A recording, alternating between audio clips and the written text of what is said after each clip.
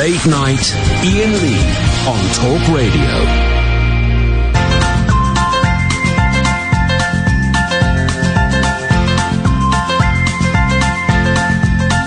There's a voice that keeps on calling me. Down the road, that's where I'll always be. Every stop I make a new friend. Can't stay for long, just turn around and I'm gone again. Maybe tomorrow I'll wanna settle down. Until tomorrow I'll just keep moving on. Down this road that never seems to end. When new adventure lies just around the bend. So if you wanna join me for a while, just grab your hat, come travel light, that's old style. Maybe tomorrow I'll wanna settle down. Until tomorrow, the whole world is my home. So if you wanna join me for a while, just grab your hat, come travel light, that's old style. Maybe tomorrow I'll wanna settle down. Until tomorrow, I'll just keep moving on.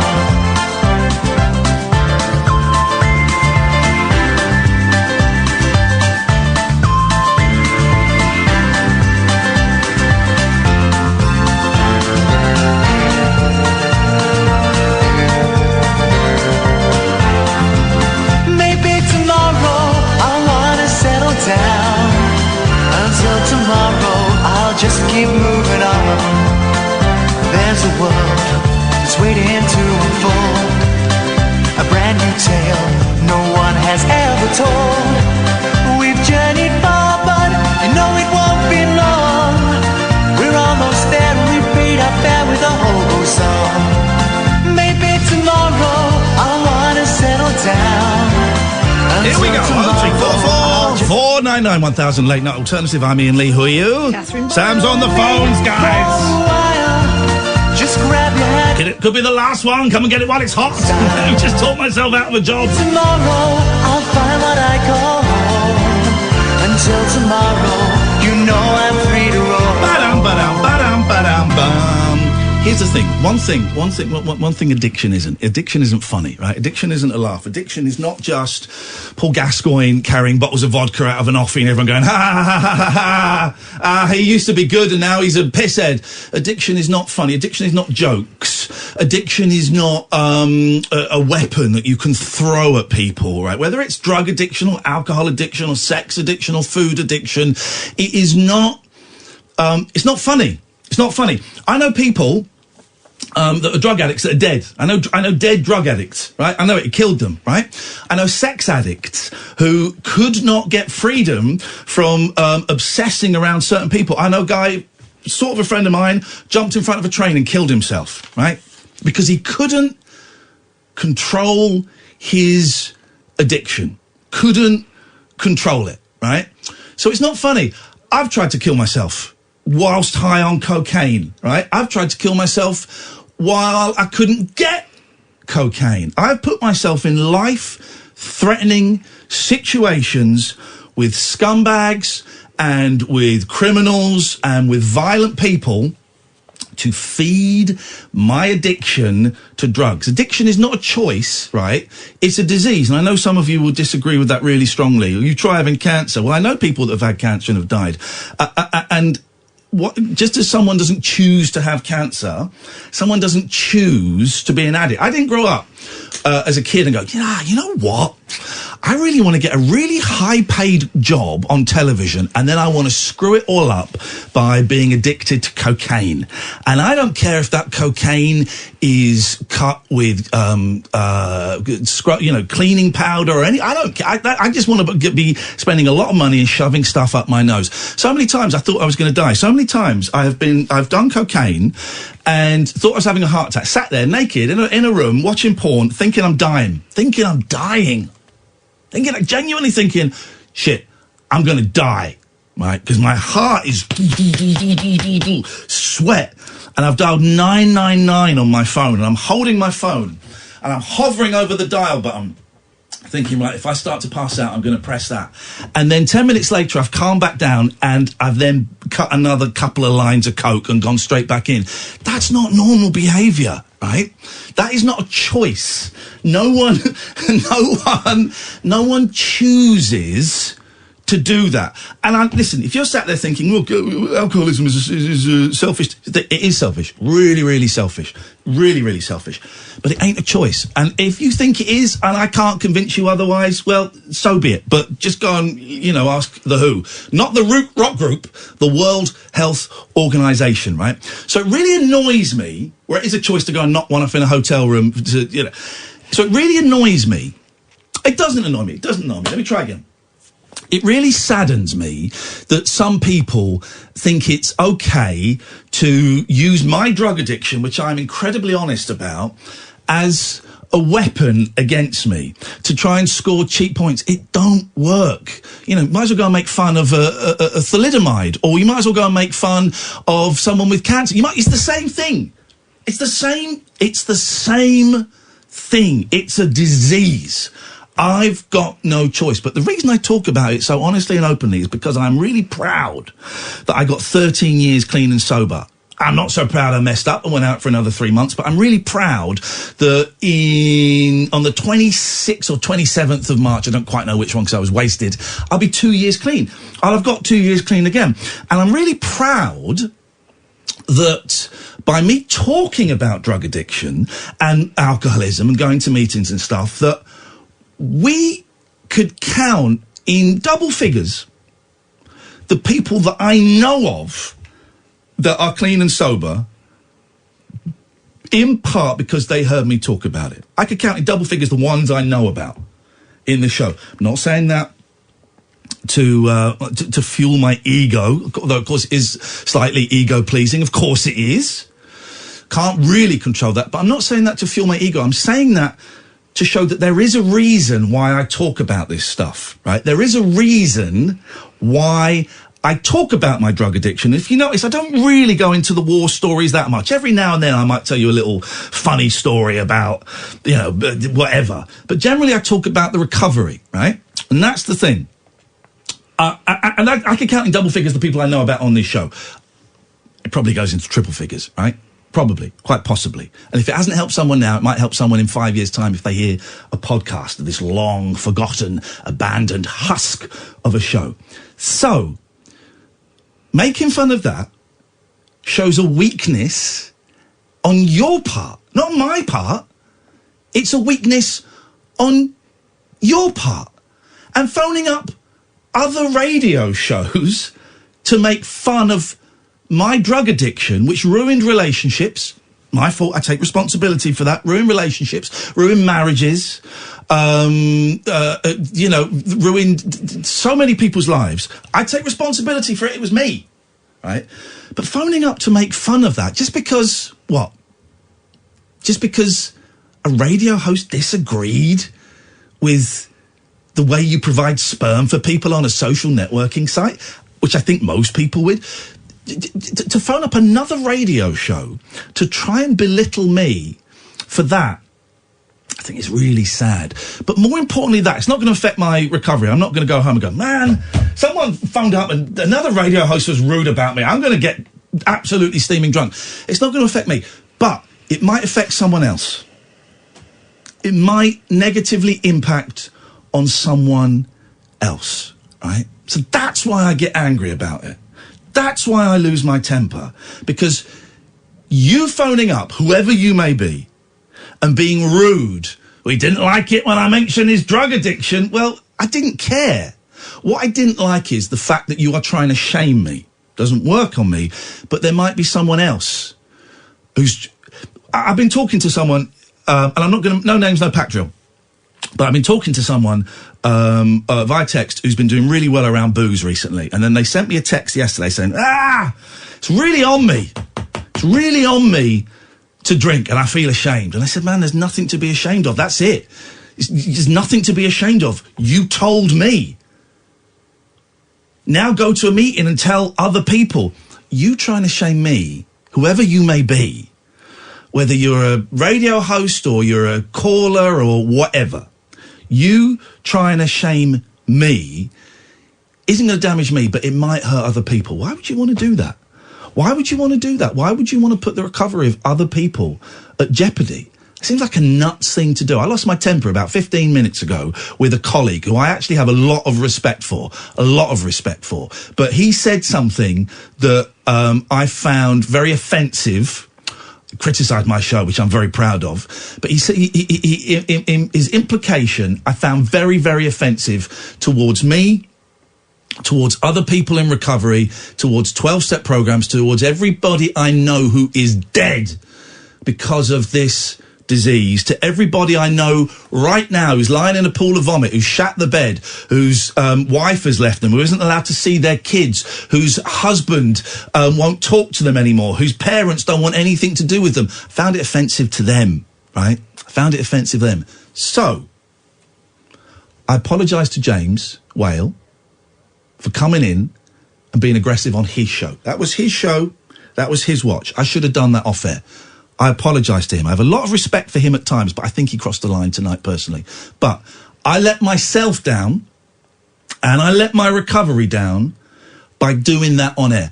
I should have done that privately. So James Whale, I apologise. And when I see him tomorrow, I will apologise for the way I spoke to him, and I will also apologise for doing it on air. I won't apologise for what I said, though, because what I said stands true. My recovery is the most important thing to me in the world, right? My show is kind of up there as one of the most important things in the world, right? So, let it be known. 0344 499 1000 is the phone number. Alan! Hi, boss! Who's dead?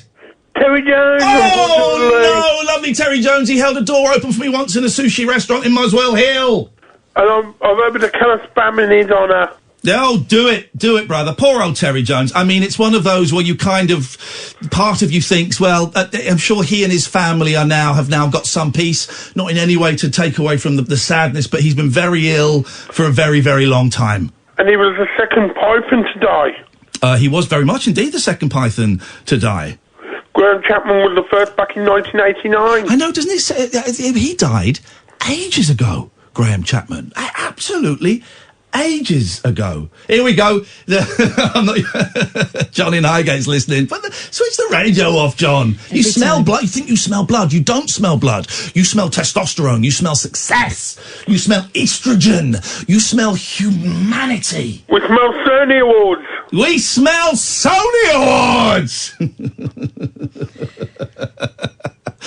It's really sad about Terry Jones. I didn't cry like I did for Neil Innes, because when the news came through when I was streaming today, and I kind of went, okay. But sad. Yeah.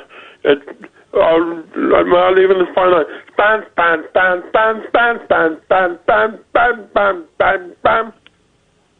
What was that you said? Spam. Thank you. Late night, Iain Lee on Talk Radio. 0344 499 1000. People have been asking about him. He is back after a long time. It's Nigel in Maidstone. Well, hello, it's Monty Python's Flying Circus. Hello? Hello, Iain. Hello? Spam. It does sound like him. Yeah.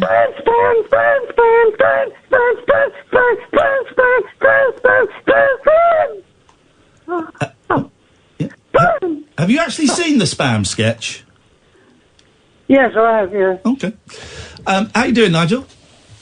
Well, I'm not doing Mrs. Doubtfire anymore. I'm doing Monty Python's Flying Circus. Jesus Christ, it's making me want to rip my ears out and shove them up my butthole. I'm so sorry. That's okay. I thought I did that in tribute. That's a tribute to my friend who died. Did a friend of yours die today as well? The one you're talking about, Terry Jones. Oh, right, okay. Did you know him? No, not personally, but I used to watch the Monty Pythons religiously when I was younger. Oh, The Life of Brian? No, not that one. Religiously every time it was on. Oh, I used to love Monty Python. I can't get any internet. Hang on, sorry. About that again. Anyway.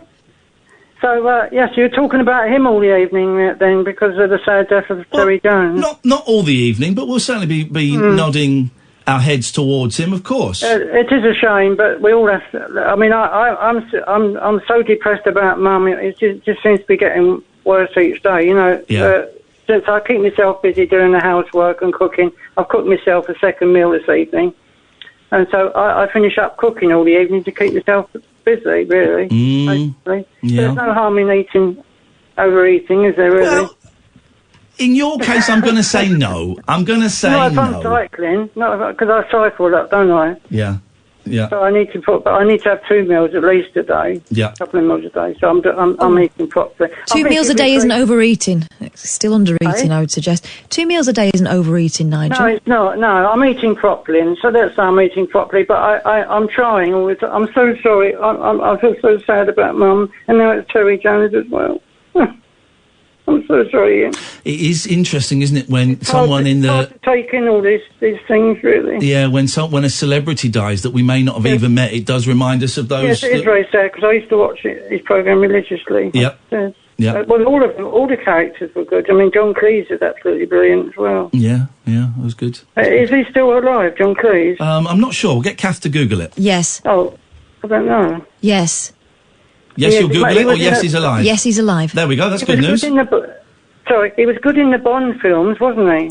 He was. Yes. John Cleese, who's still alive, by the way. John Cleese is still alive. Yeah, I liked him in the Bond films.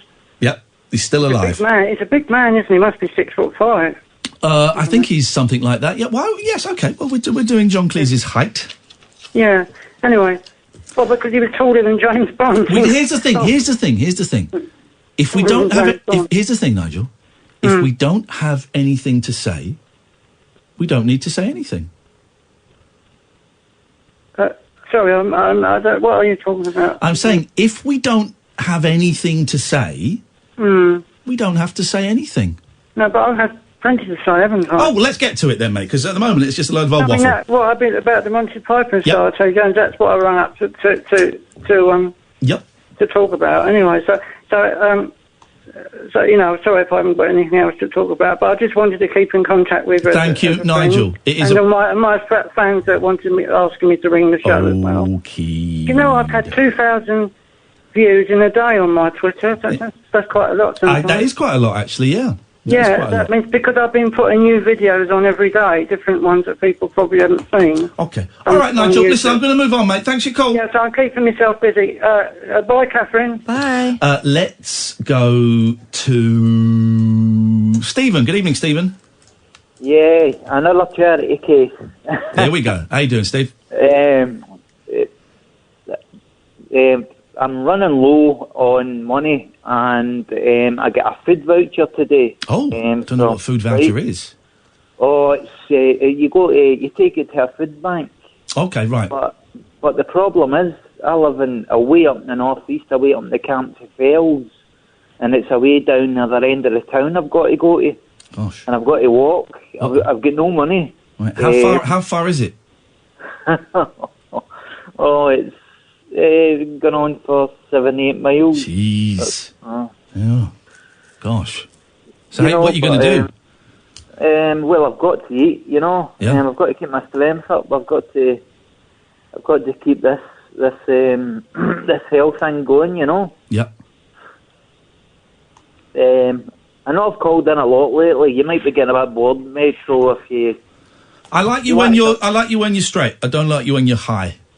Aye. Yeah. I'm like happy people see drunks. It's a waste of time. It's a waste of time talking to someone who's completely off their face because they don't remember it, and it gets no one nowhere fast. But how you doing? All right?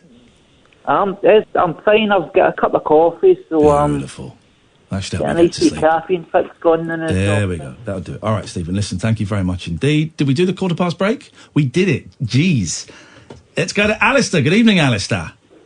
Oh, evening, Ian. Evening, Kath. Evening, Alistair. I was so upset by the fact that you've been upset by what happened. So I'm just ringing to stay strong, brother. You know. I think I may have just talked myself out of a job, to be honest, Alice. I think I might have just talked myself out of a job, but there you go. Sometimes you have to say these things. I mean, when you were talking specifically about, you know, I mean, the disease that, you know, addiction is, you know, it took me back to the last few weeks when I was drinking. The last, I guess, 10, 14 days, I just wanted to die. Yeah. I just wanted to die. I was actually sick of drinking, but had to get a drink. You know what I mean? Couldn't stop. And that's why I took a knife out in front of a policeman in the early morning to walk up to the graveyard and try and douse yourself, that led to the 6-month imprisonment, you know, suspended. I don't think you've ever told me that in such detail before, and I really appreciate you sharing that now, mate. Thank you. Yeah, and that shows how desperate we get and how insane we get. Absolutely, and I think I'll talk in generalities, okay? I think some people just don't get it. And it's the same people, I think, that have been encouraged by the current level of toxicity around at the moment. And I wish that people would start to actually just think about things a bit deeper and just really think, what am I doing now? What am I going to do next? Is that going to make someone happier? Or is it going to make someone not so happy? And I just wish that people would be more thoughtful. And I don't know why they can't be. There's no reason why they can't be, other than be wrapped up in themselves.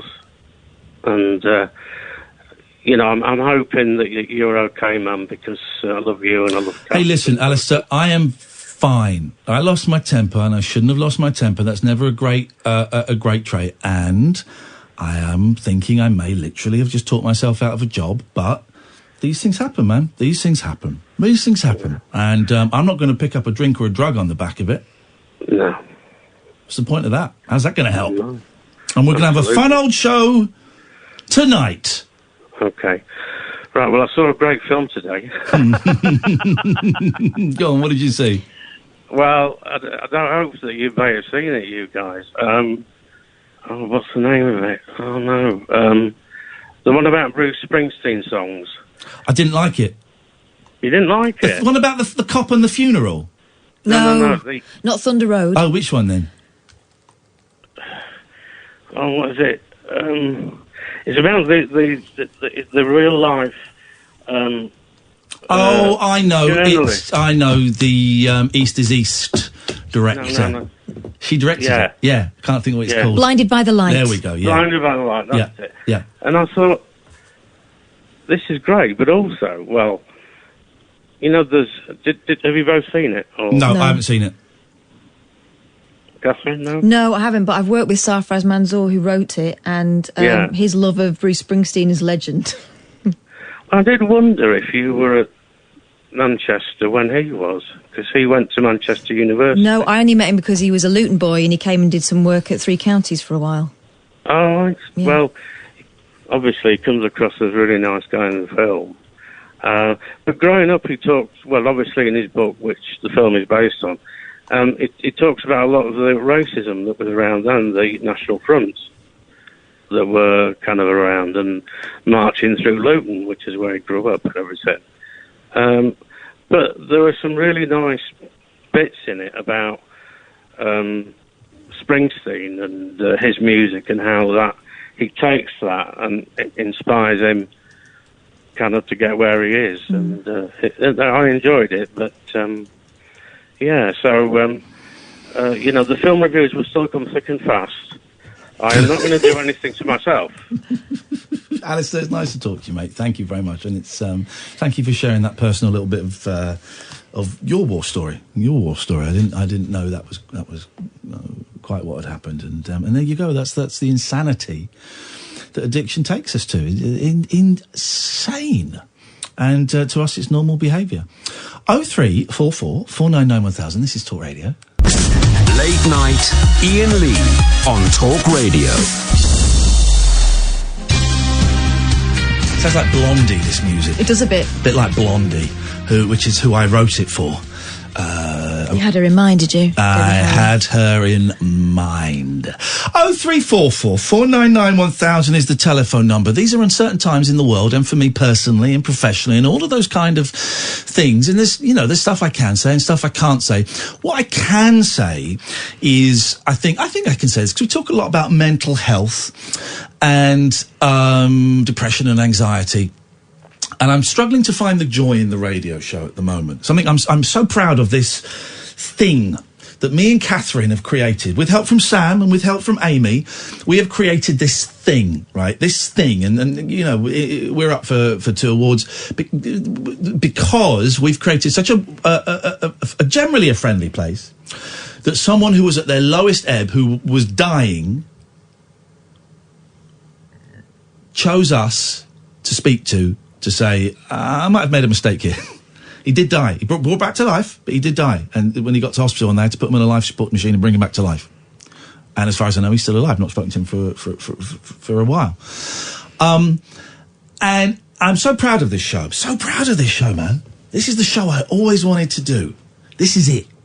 This is it. Right?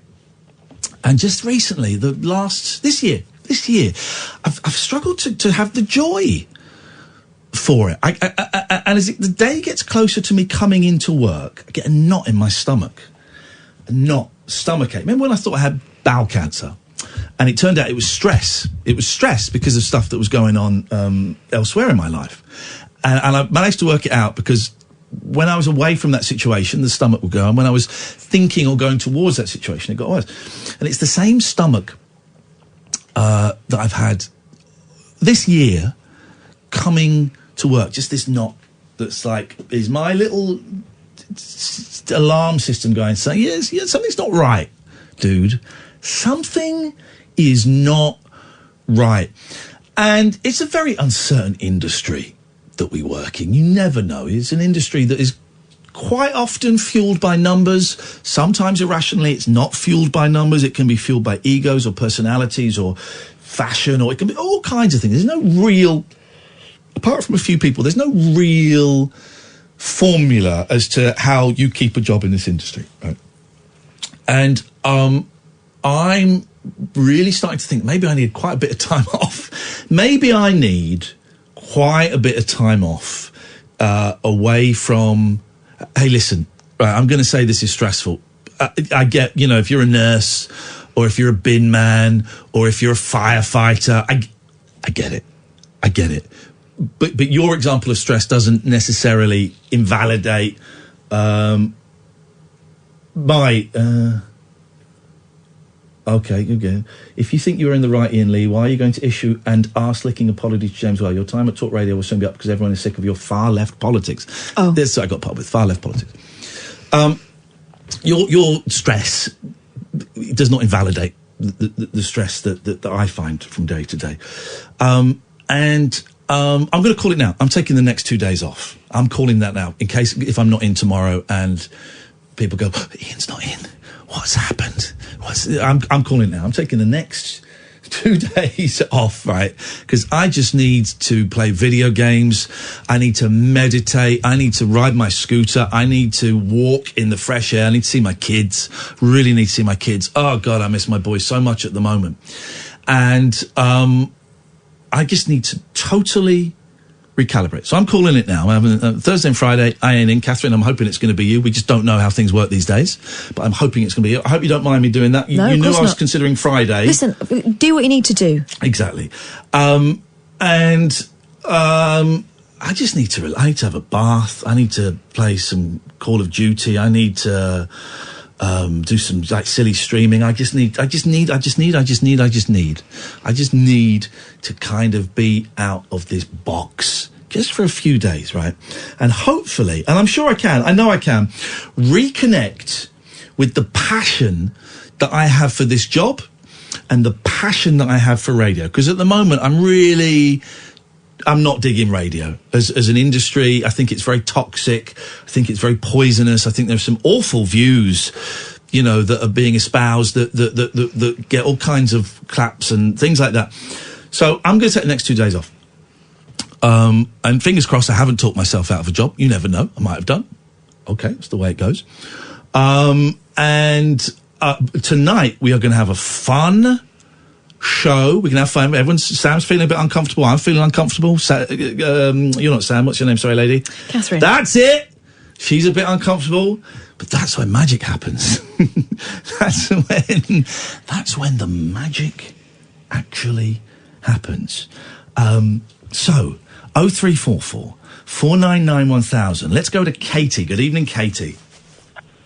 That's you. I phoned up because I hadn't listened tonight, and I phoned up without listening, so I'm not sure what's going on. But I don't. Just hearing that, then I don't know if what I was going to say is going to be appropriate, because everything anyone can say between now and 1 o'clock is appropriate.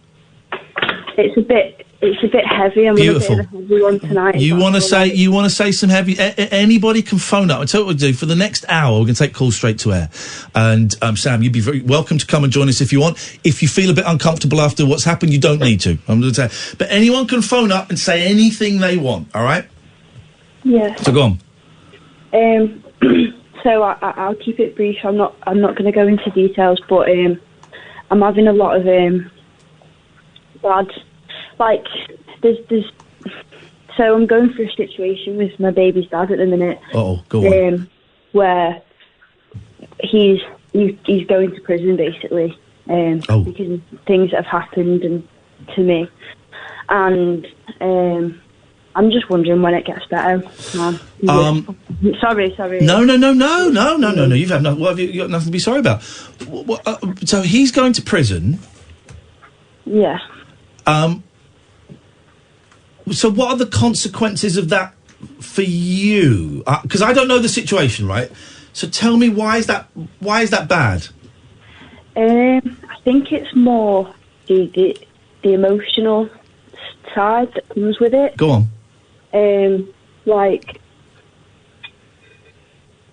we were together for 3 years. It's not that long, but we had a baby together, and we went through some really bad times together. You can hear Sam moving the microphone. It's going to be a little bit noisy. There's no way around it. I apologise. He's got it. Go on. Go on. Sorry, Katie. Yeah, so I think it's more just, it's a bit of an emotional roller coaster, really. Does him being in prison make you and your baby safer? Yeah. Some days are a lot easier than others to deal with. And he's not actually away yet. He's got caught. I don't even know when court is. The police have been really bad keeping me updated with everything. So he's going to go to court for sentencing? Yeah. So he's been found guilty? So I'm not even sure. All right, well then let's not dwell on that any further, because I don't want to get in trouble about that. Let's talk about how an ex-partner being away could impact on you, and if there's any way we can kind of twist it around. So if someone like that does go to prison, that makes your baby safer. Yeah. That's got to be I would imagine that is the main point, isn't it? It is, yeah. It is. It is. That it is the main thing, and I know that logically in the logical brain. I know that. I feel like, and some days, most days since everything that's gone on, I've been all right, and I can stay logical, and I can get through the day, and I've got goals and stuff, whatever. But some days it's just. Are you still in love with him? No, that's the thing. I'm not. Oh, there we go. Okay, well that makes it easier. It's all relative, but that's one that's one significant complication that you don't have. Yeah, it's just more Stockholm syndrome, I think, more than anything. Oh, mate. Right. It's more like when you've got this deep, I don't even want to say loyalty, because that's like a positive word. Let me tell you something. No, Catherine, you go first. I'm imagining all kinds of scenarios, but I'm also imagining what you're talking about is having kind of, in order to survive, getting used to a certain way of living and a certain way of coping with it.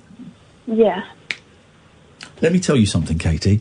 You are an inspiration, right? You are, and I don't say this lightly, and I don't say this in a patronising way. You have inspired me, right? You've had issues with drugs, and you've been working on that. You've got a baby who loves you and who you love, and there have been issues around that, and you have totally worked on that.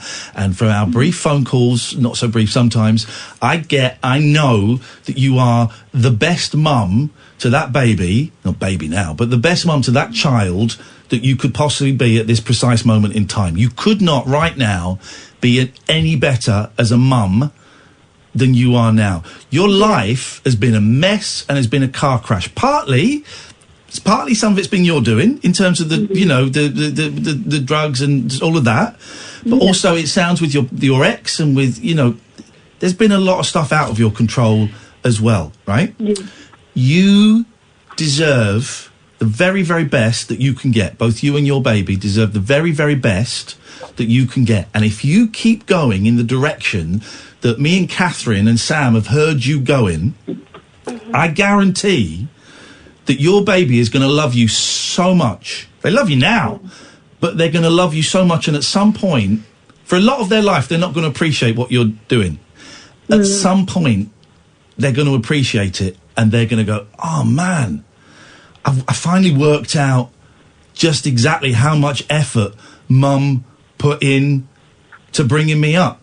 Yeah. You're a brilliant person, Katie. You deserve to be happy.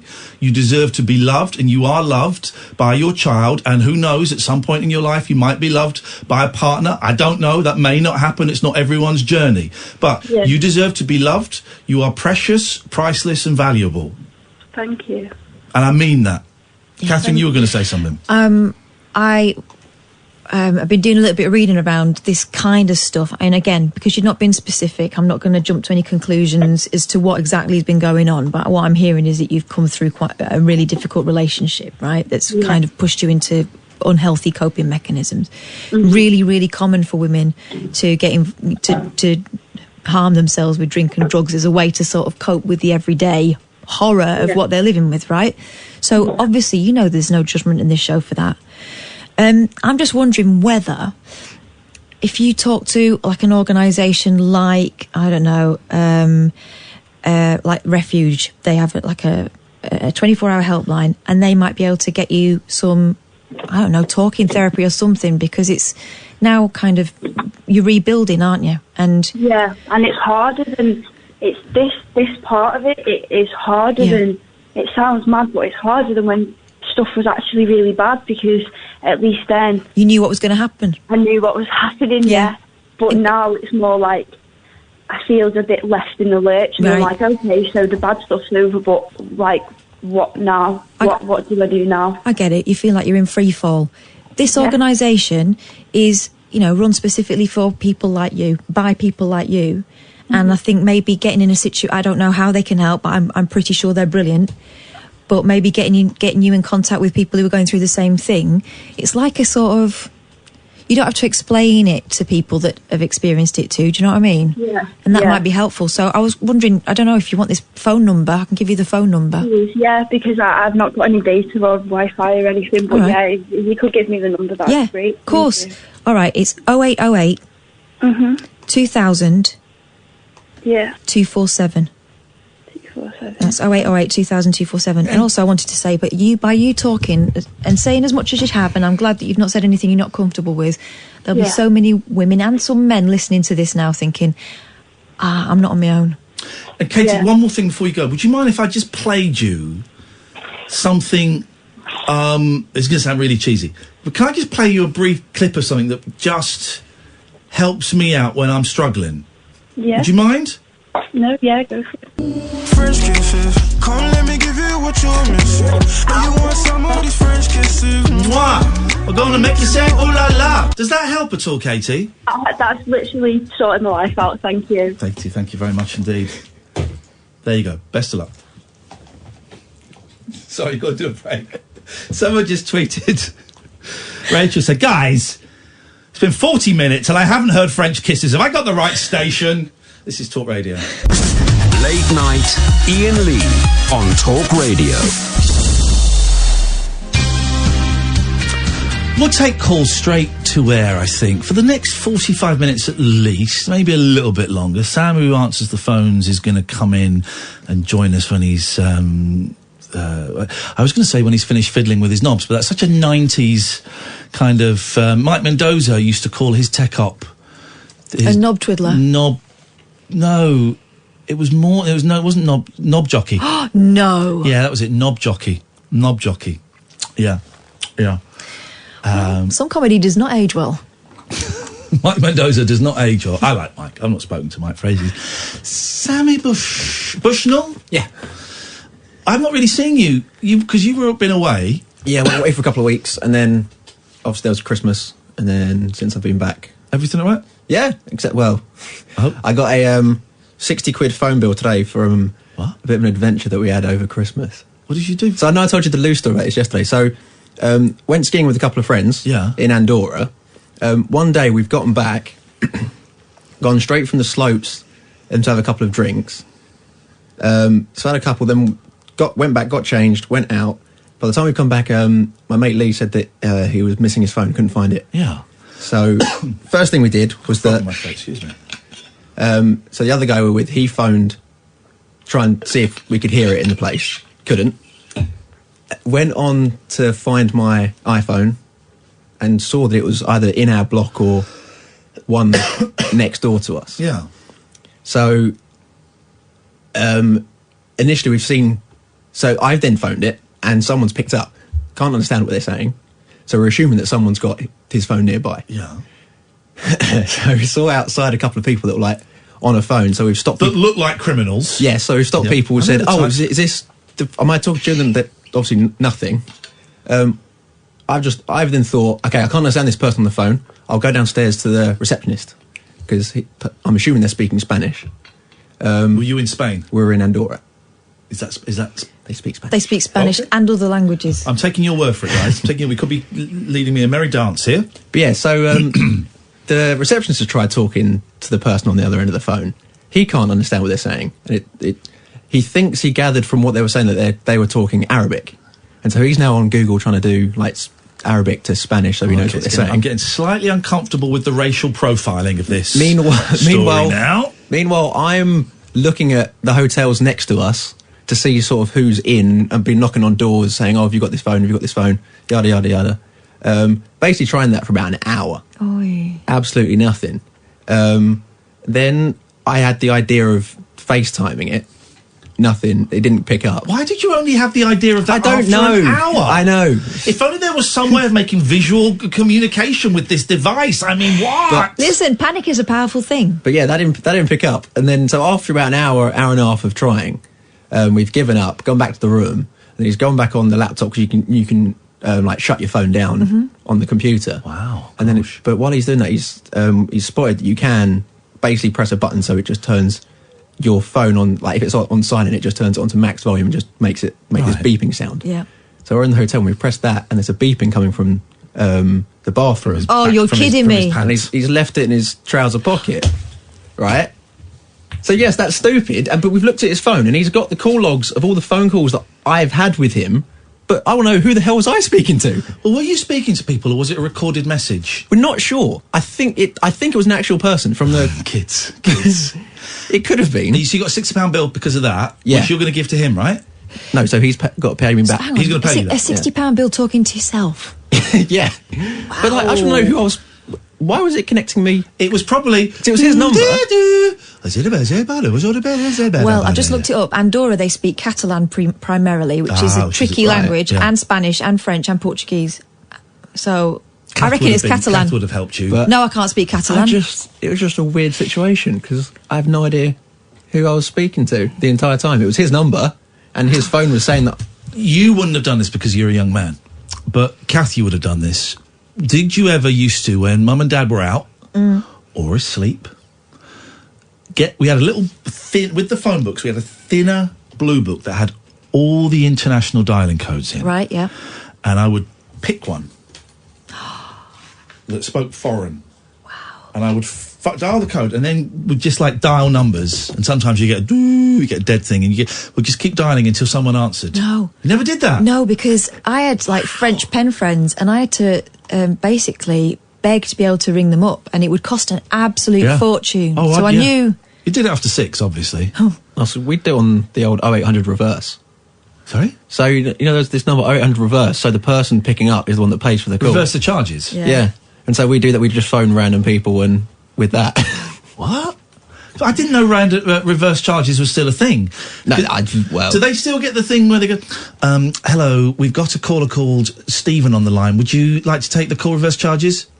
Yeah, okay. Putting you through, do they still do that? I don't think that's... No, this was, 15 years ago.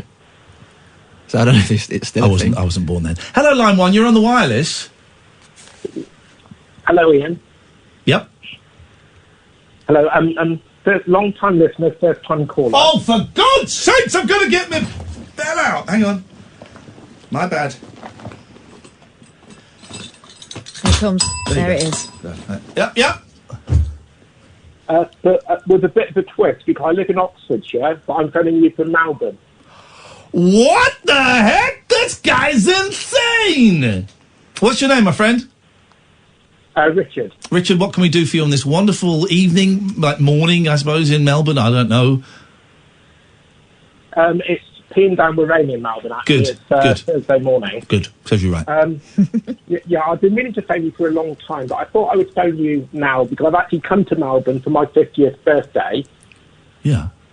And also to do a stand-up comedy course next week. I've not done stand-up before, but I've decided at 50 to become a stand-up comic. Yes, mate. Well done. And so I've intentionally gone to the other side of the world where I don't know anybody, so I can die on stage and not be recognised. I like your style. So how long are you out there for? 3.5 weeks. I've been here a week and a half. I've got another 2 weeks, and the course is all of next week, every evening. Brilliant. And do you have any material prepared, or? I've got some material prepared, and they've also sent me a load of pre-course work that I wasn't expecting, so that's been quite challenging. Sent you a load of what? Pre-course work. Pre-course work. Oh, my God. Who's taking the course? Yeah. Is anyone famous? I think they're famous in Australia. A guy called Murray Morgan. Murray Morgan?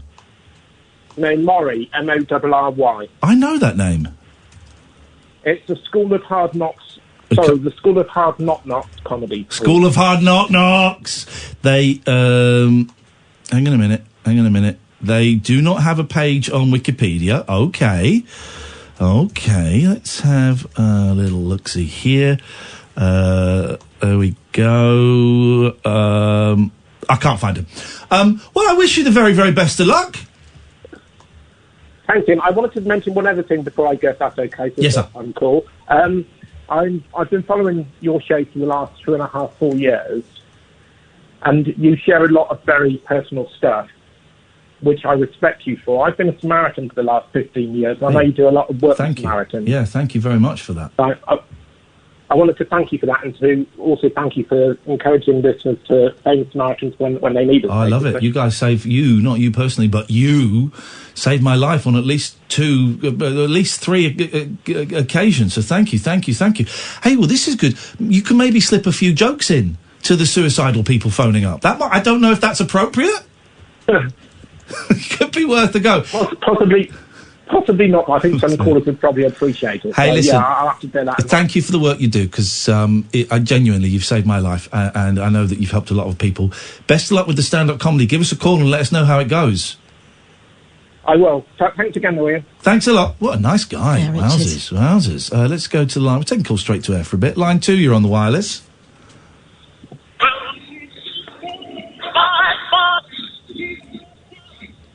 Yep, that's great. Thanks very much indeed. Dearie me. You go on holiday all the time, Sam. You do the last minute thing. Yeah. So you get flights for. How much was your flight to Andorra? I don't know, because we did it through a package thing. Right. But I know that all in it, it wasn't an insane amount. Because I don't have kids. That helps. I can do it out of school term. man, that really does help. Because I have one friend who gets really annoyed that we never invite him on holiday, but he's a school teacher, and it's like, unfortunately, we don't want to pay an extra 200 quid for the privilege of your company. Oh, dearie me. We're going to take calls straight to air for a little bit, just to see where we go, where we end up in these ever-changing world in which we live in. I've got stuff to talk about. I'm sure you've got stuff to talk about. We'll just sit and we'll just chew the fat. Sam, you might want to move next door to get ready to hit the buttons in a second. He does all the button pressing that takes us into the news and all of that kind of stuff. If you do want to give us a call, it's really, really simple. We're not going to call you back immediately, so we will take your call straight to air. 0344 499 1000 is the telephone number, is the number to give us a call. You're very, very welcome to call that. And you can call about anything, right? You want to play a tape down the phone, do. I would test it to make sure that we can hear it. Speakerphone is not great for that.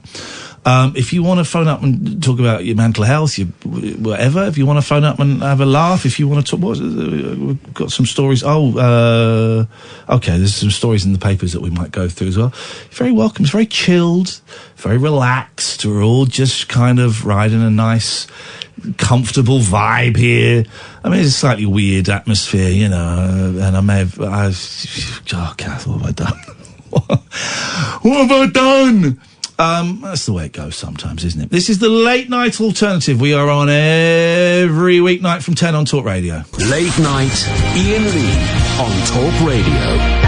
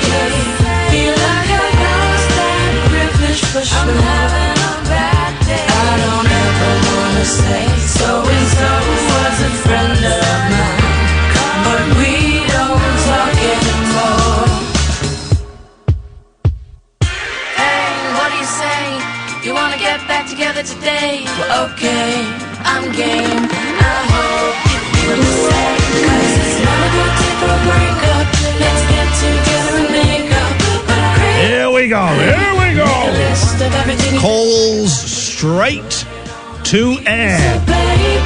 And throw it away, 'cause it's not a good day for a breakup. That's Little Jackie, it's Imani Coppola. 0344 499 1000 is the telephone number. Calls straight to air. Don't swear, don't be libelous, and I've had to add this in the last 24 months. Don't be racist. There's a 7-second delay, so if you do say anything outrageous, I can dump it. If it's by accident, I might let you back on. If it's deliberate, then you are out of here. Catherine has gone off to get some refreshments. Sam is here. Hello. There we go. It's nice to have you in. Thank you. Weird vibes. And you've seen a couple of weird shows this week. It's very, I feel sorry. What are you, 26? 27. Hey, old man. I think. I'm starting to get to the age now where you just forget. Shut up. I'm going to be 47 in June, so I'm just kind of practicing saying nearly 50, because it's the next big one. Yeah. 50. Imagine you at 27, right? Yeah. Thinking about being 50. That's insane. I was 27 once, and now I'm nearly 50. What has happened? I want to apologise to you, because we've had a couple of weird shows this week, and you see it and you sit behind the glass, and I'm guessing it might be uncomfortable at times for you, so I'm sorry. You're one of the good guys. I'm probably not going to go to the awards ceremony that we are nominated for. I'll go for you. Do it. If we did go, you would be mentioned in the speech. You and Amy would be. You are part of the team, and you don't get the kudos. We got some calls. I suppose we should take them. Why am I always tempted by the ones that have got a do not let on the air? I'm always tempted, and I always regret it. Yes, line 4, you're on the wireless. Am I? Well done. Paul, listen, it's not... Paul, I think sit back, relax, enjoy the show, and we will speak at a later date, okay? It's a little bit frantic tonight, my friend. Is it? It is a little bit, Paul. You go and relax. Yes, I get that now, of course. Let's go to line 3. 3, you're on the wireless. Hello, Ian. It's Bill. Hello, Bill. It's you're talking to me and you're talking to Sam. How you doing, lads? You okay? Oh, it's Bill. Well, now, Bill is... I'm not going to ask him to do it, but you may remember, Sam, Bill, you would phone up and sing his calls to us. I would, yeah, I would. I'm semi-retired now. I listen every night. I just don't call in. Okay, you did something that I never want any of my callers to ever do. I hate it. What? But you did it, and I just have to live with that. You sent me a picture of your face. No, I never. Yes, you did. Really? Did you not? No. Might not have been his face. Oh, in that case, someone pretending to be you sent a picture of their face pretending to be you. What forum was that on? Because I don't really on in Instagram. Instagram. What was it, like a message or just a face? It was a message saying, "Here's a picture of me." Can't find it now. Maybe it didn't happen. Maybe it was just a dream.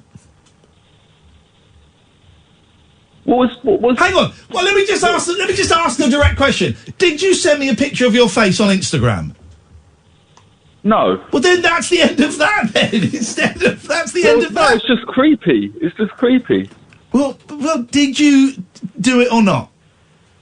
No, I didn't. I'm trying to work out who's pretending to be me. Well, you'll never guess it. You'll never guess what happened next. I know. Lol. Go on then. Well, no, nothing happened. It doesn't matter, Bill. Let's move on. What have you got for us tonight? Well, I just thought I'd phone up, catch your wires hot, you know, as you're saying, and I think just keep your head up, mate. Keep your head up. You've done a great thing here. Thank you, mate. Thank you. And I'm going to have to jump on the old Twitch and stuff like that, I think. Get on Twitch, brother. Get on Twitch. It's all happening on there, as well as listening to us on Talk Radio. You. Thank you very much. There's some good stuff. I was watching a really nice guy whose name escapes me, but I'll remember it. And he just plays old Commodore 64 games. Boom, I'm in. I could watch that for hours, and I do. Oh, Ian. Hello. Just realised who it is. I messaged you, I DM'd you on Insta, but I didn't. It was that was only my profile picture. That's right. It. Oh my god! So when I asked you, had you messaged me on Insta and sent me a picture of your face, and you said no, that was a lie. Yeah, to be honest, Ian, I've been clean off the drugs for 2 years, but I think it's just damaged me. So you did send me a picture. You did contact me on Insta and send me a picture of your face. No, it was my profile picture. Yeah, and is your profile picture? I was in a suit. I was looking good, man. Right. So is your profile picture a picture of? Does it have your face in it? Yeah. Let's have a look. Hang on, I've got to find it. So what happened, Bill? Were you just feeling cute and thought it might delete it later? hang on, because I can't find it. Can you send it again? Because I think. No, it wasn't a picture. It was a message. That's all it was. I didn't send it. Your picture. It comes up, obviously. Classic duck face. No. When did you do that? Because I can't find it now. What's your name? Oh, it would have been Bill. Bill, that's it. Is Bill your real name? Yeah. Or is it Billiam or something? I can't find it, Billiam. Oh, I might have blocked you. He thought it was a creepy message. I might have blocked. It wasn't creepy. When a man sends his profile photo and nothing else, it's a little bit creepy. No, there was a message, Catherine. That's not what he's telling you. If it was just a picture, that wasn't me. It was like a nice message. It was like, why are you getting angry with me when you're the one that's been lying for the last 5 minutes about ever contacting me? Because you're being mean to me, Ian. Oh, he is. I'll be into you in a minute, boy. No, I don't mean like that. I don't even know what that means. I think hashtag me too. I think I blocked you, mate. That's fair enough. Yeah. No, literally, it was a message. It was just saying that I've listened to you for years. Here's a picture to the face or whatever. There you go. So he actually did do the thing that I asked him if he did, and he denied. It was a message, but what I'm saying is you're not making. What it is is obviously if you message someone the profile picture. Yeah, but you got even further. You said in the text, "Here is a picture to the voice." So yeah, you would. Yeah. See, but you're making it sound like I'm sending you like the kind of pictures you were sending. I'm not. I'm saying I'm not. There's no joke about that. I'm saying it was you sent a picture of your face. Yeah, but you're wording it in such a weird way. I'm not. I'm saying a picture of your face. What is weird about that? Weird about that wording? You must drive your kids around the twist. I'll drive you round the twist in a minute. Hashtag me too. Thank you very much indeed. There we go. We got the punchline in the end. I can call it that. He sent me. I can't find it though, so I've obviously. What did he look like? Bloke in a suit. He's blonde. No. Yeah, he's blonde. Has he got a tash? Yeah. Has he? He's got like sort of something going on there. Oh. 0344 499 1000. Has he got lots of hair, or has he got like a he's Statham? got quite a bit of hair. Alex has just tweeted some interesting stats. Talk Radio tweets and retweets about their own shows in the past 7 days. Gosh. We came bottom with 1. Beneath James Max and Christopher Fast. Right, let's go to line 2. You're on the wireless. Hello, line 2.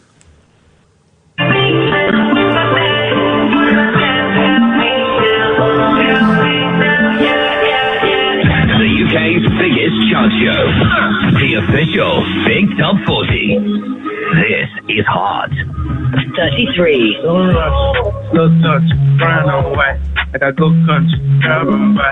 These songs called Labrador Grove. Am I right? I don't know. Yeah. Fizzy Pop. It's not Labrador Grove, it's the Fizzy Pop guys.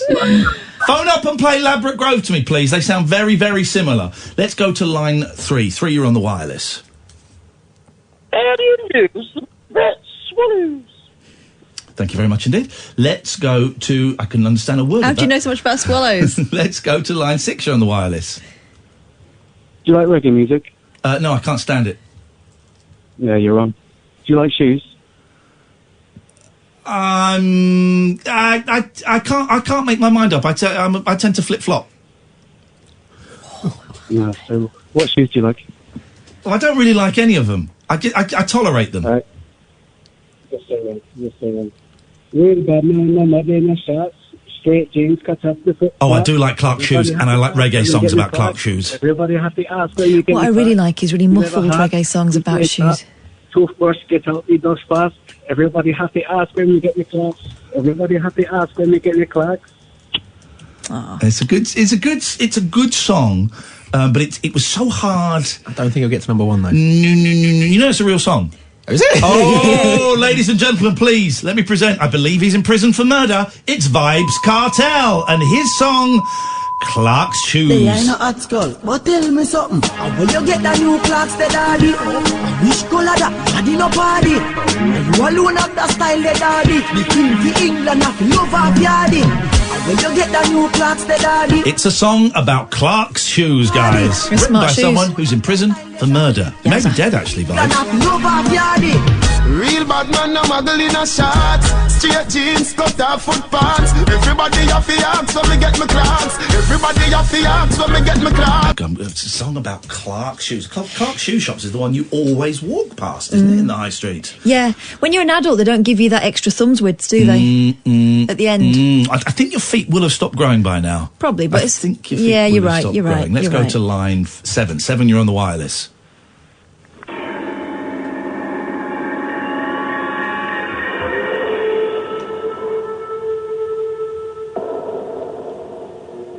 Hello, this is Iain Lee. We're down the hatch, and this is the place for UK fans of Lost to get a blow-by-blow account of the very latest Channel 4 and Channel 4? Delve into the mystery of the Lost Island, analyse the latest storylines, and try to work out what the heck is actually going on. First ever podcast about a TV show to go alongside a TV show to be made by the channel. Wow. Ever. Got that job. Do you know how I was approached to do that job? Didn't you offer?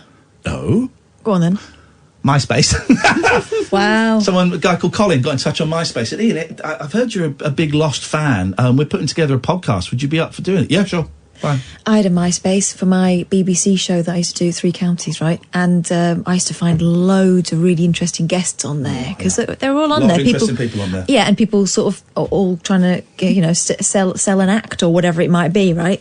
And I remember one of the bosses coming up to me and went, listen, mate, I see what you're doing, obviously, but a lot of people in the office think you're just messing about on the internet. Fast forward 10 years' time, they're forcing us to put things on Facebook all the time. It's like, it was the future, guys. Yeah, people didn't know. Let's do a couple more, then we'll take a break. Line 1, you're on the wireless. Hi, Ian. Hello, Line 1. Hi, Kath. Hello. Up yours, the Sam. usual long-time Used to listener, first-time caller. Get that bell out. No, I'm not. This is it. Right, do you know what? Just leave it out. No, I don't know why you keep putting it away. To keep it safe. This is the last time... No, you've called in before. No, I've dialed. I haven't phoned before. I haven't actually spoken to you. How come your name's on my screen? I dialed last night. You didn't come on. All right, I'm going to give you the bell. I get stage fright. Oh, tell me about it. A great album by the band. I'm going to ring the bell, and then I'm never doing the bell for a long-time listener, first-time caller ever again. That, to steal some patter, that patter is dead. This is it. The last... So say the line, Andrew, and this is the last time the bell ever gets rung. Long-time listener, first-time caller. It was just when you're saying about Clark's shoes. Yeah. Clark's shoes are the best in the world. Sorry? Clark's shoes are the best in the world. Is your last name Clark's? Is this Andrew Clark's? No, but the best shoes. But I've got a wider feet, a wider... What person over the age of 11, when their mum stops buying them shoes for them, wears Clark's? I've got a pair of Clark's. Oh, my days. I get mine from Office. Oh. That's more of a fashion shoe. They're good shoes, man. I tell you what, I'm working on hang on a second. Clark's? Shush, I'm trying to write a joke. I saw my friend got sacked from his job presenting a driving show because he punched someone. But he's got some nice new shoes. In fact, yeah, when I saw him, I went, "Oh, Jeremy Clark's on. He's got his nice Clark's on." Thank you, Andrew. That's the response we wanted. One more call and then it's breaky breaks. It's line line 7. You're on the wireless. Oh, hello. It's Liam from Brighton. Hello, Liam from Brighton. Someone I've had the pleasure of shaking the hand of several times. Yeah, it was. The pleasure was mine. How's it going? Terribly. Absolutely terribly. Yeah. Well, I was listening. That's why I phoned in. I haven't phoned for a while, but I just thought I'd, phone and say hello. Hey, man. How's things going for you? Yeah, okay. All right. Okay. I suppose. Yeah, it's it. Everything just seems to be bumbling along, doesn't it? Bumbling at the best of times. Yeah. How's Kath? Is Kath okay? I'm going to ask her. Kath, how are you? Are you okay? I've not finished asking. How are you? Are you okay? Yeah. She's not. I am. She's not. I am. She's putting on a brave face. She's putting on a brave face, and I now think she's not. January blues, I guess. I don't know. Everyone seems to be sad and ill and poorly and stuff. But I don't know. I just wanted I'd phone in and say hey. That was all. Hey, nice one, Liam. You're a good man, and it's nice to hear you. And I look forward to the next time we meet, brother. Oh yeah, definitely you are. Well, if you do a show again in Brighton, we're doing one in the summer at some point, but a different venue. I'll dig it out and I'll mention. I'll let you know. Nice to speak to you, man. Take care, Liam. Yeah, God bless. Thank you. I'm Iain Lee. This is Catherine Ball, the late night alternative weeknights from 10 on Talk Radio. Too slow. Late night Iain Lee on Talk Radio.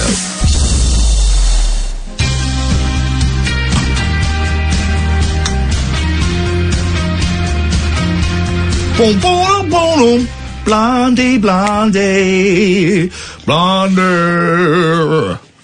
Yeah. Sounds like a travel show. Play the music, Sam. Do you have a bit? Sorry, we've made life difficult for the boy, but because you're right, it does. Tonight on A Place in the Sun, we're going to be looking at Gibraltar. Not just for monkeys. And I'll be looking at theme parks. Where's the best place in America to take the little ones? And out of term time, where can you get away from it all without those pesky kids? And now that we're leaving Europe, where exactly is the best place to stash a corpse? All this and more coming up on A Place in the Sun. We can do it. We can do it, guys. We got it. Click that. Send that to buttons 1, 2, 3, 4, and 5 on the TV. I don't know any of the other channels. And let's get a job. Let's get a job. Tell them we're ready. Tell them we're ready. Call straight to air. That's just the way we roll. Let's go to line 2. 2, you're on the wireless. Oh, Ian, I just want to tell Kath that I was looking like a buff thing in that picture in my Instagram thing, Send me the picture again, because I can't find it. I would really like to see it. I found it. It was a really nice message. I even mentioned Kath in it. Well, send it again, because... Hang on a minute. You're not Turtlehead Isaac, are you? God. Turtlehead Isaac? Who's that? Sounds like a very interesting gentleman. It's a guy who sent me a picture with a snake around his neck. That's not... You've not got a snake around your neck. I hate snakes. Okay, well, that doesn't preclude you from having one around your neck. What's your name on Instagram? It was black. It was black and white. Right. Okay. Well, that's good. That's a good thing about my baby. It don't matter. What is your name on Instagram? Oh, I don't want to bait myself up though. I don't want people requesting. Bait myself up. Still send me one now then. Come on, most people listening to this are not fast typers. Billy Boy. Billy Boy. Start of it. Billy Boy. Billy Boy what? Yeah. Billy Boy Bum Bum. I'm not telling you my second name. Well, then how are we gonna... I haven't got the message. Is it a number? Billy Boy 69. No. It's just that and then my second name, but it's All right. Ah, is your second name... Does your second name begin with a J? No. Oh, there is a Billy Boy 69. Of course there is. Just That's send not us... me, though. I don't... All right. Just send us... Is your surname baby? And how can you tell I'm blown? Because you sent me a picture. Blown? No, but it's in black and white, and I'm in a suit. And Well, you had light hair. Oh, yeah. It's brown. It's kind of like. Is it begin with a C? What, my name? Yeah. You got a beard? Yeah. Yeah, gotcha. There he is. Show me. There he is. There he is. What do you think, Catherine? Would you? He's baldy. He's a baldy. La, la. He's a baldy. Oh, look at that. You look like you could. You look like a hipster. Here's my problem with that picture. That is a big beard. Is that a big beard or is that just a shady chin? Or is that a small head? Nah, it's my beard. Here's my problem with that picture and a lot of pictures that you people take, right? You're taking a selfie, yeah? Mm-hmm. So why are you doing it in a mirror when phones can take selfies very... for the lighting. Sometimes you've so got to do it many for the lighting. people take selfies now still in the mirror. I'm thinking, well, there's a cat. You just hold the phone and take a picture. He's trying to get his suit in. He's go on, give the guy a break. Ian. Hello, mate. I'm not bald in that picture. I've got I've got a ponytail. I've just got my hairline kind of high. Yeah, he has. You've done that thing where you sort of grade the shave. I'm going to follow you.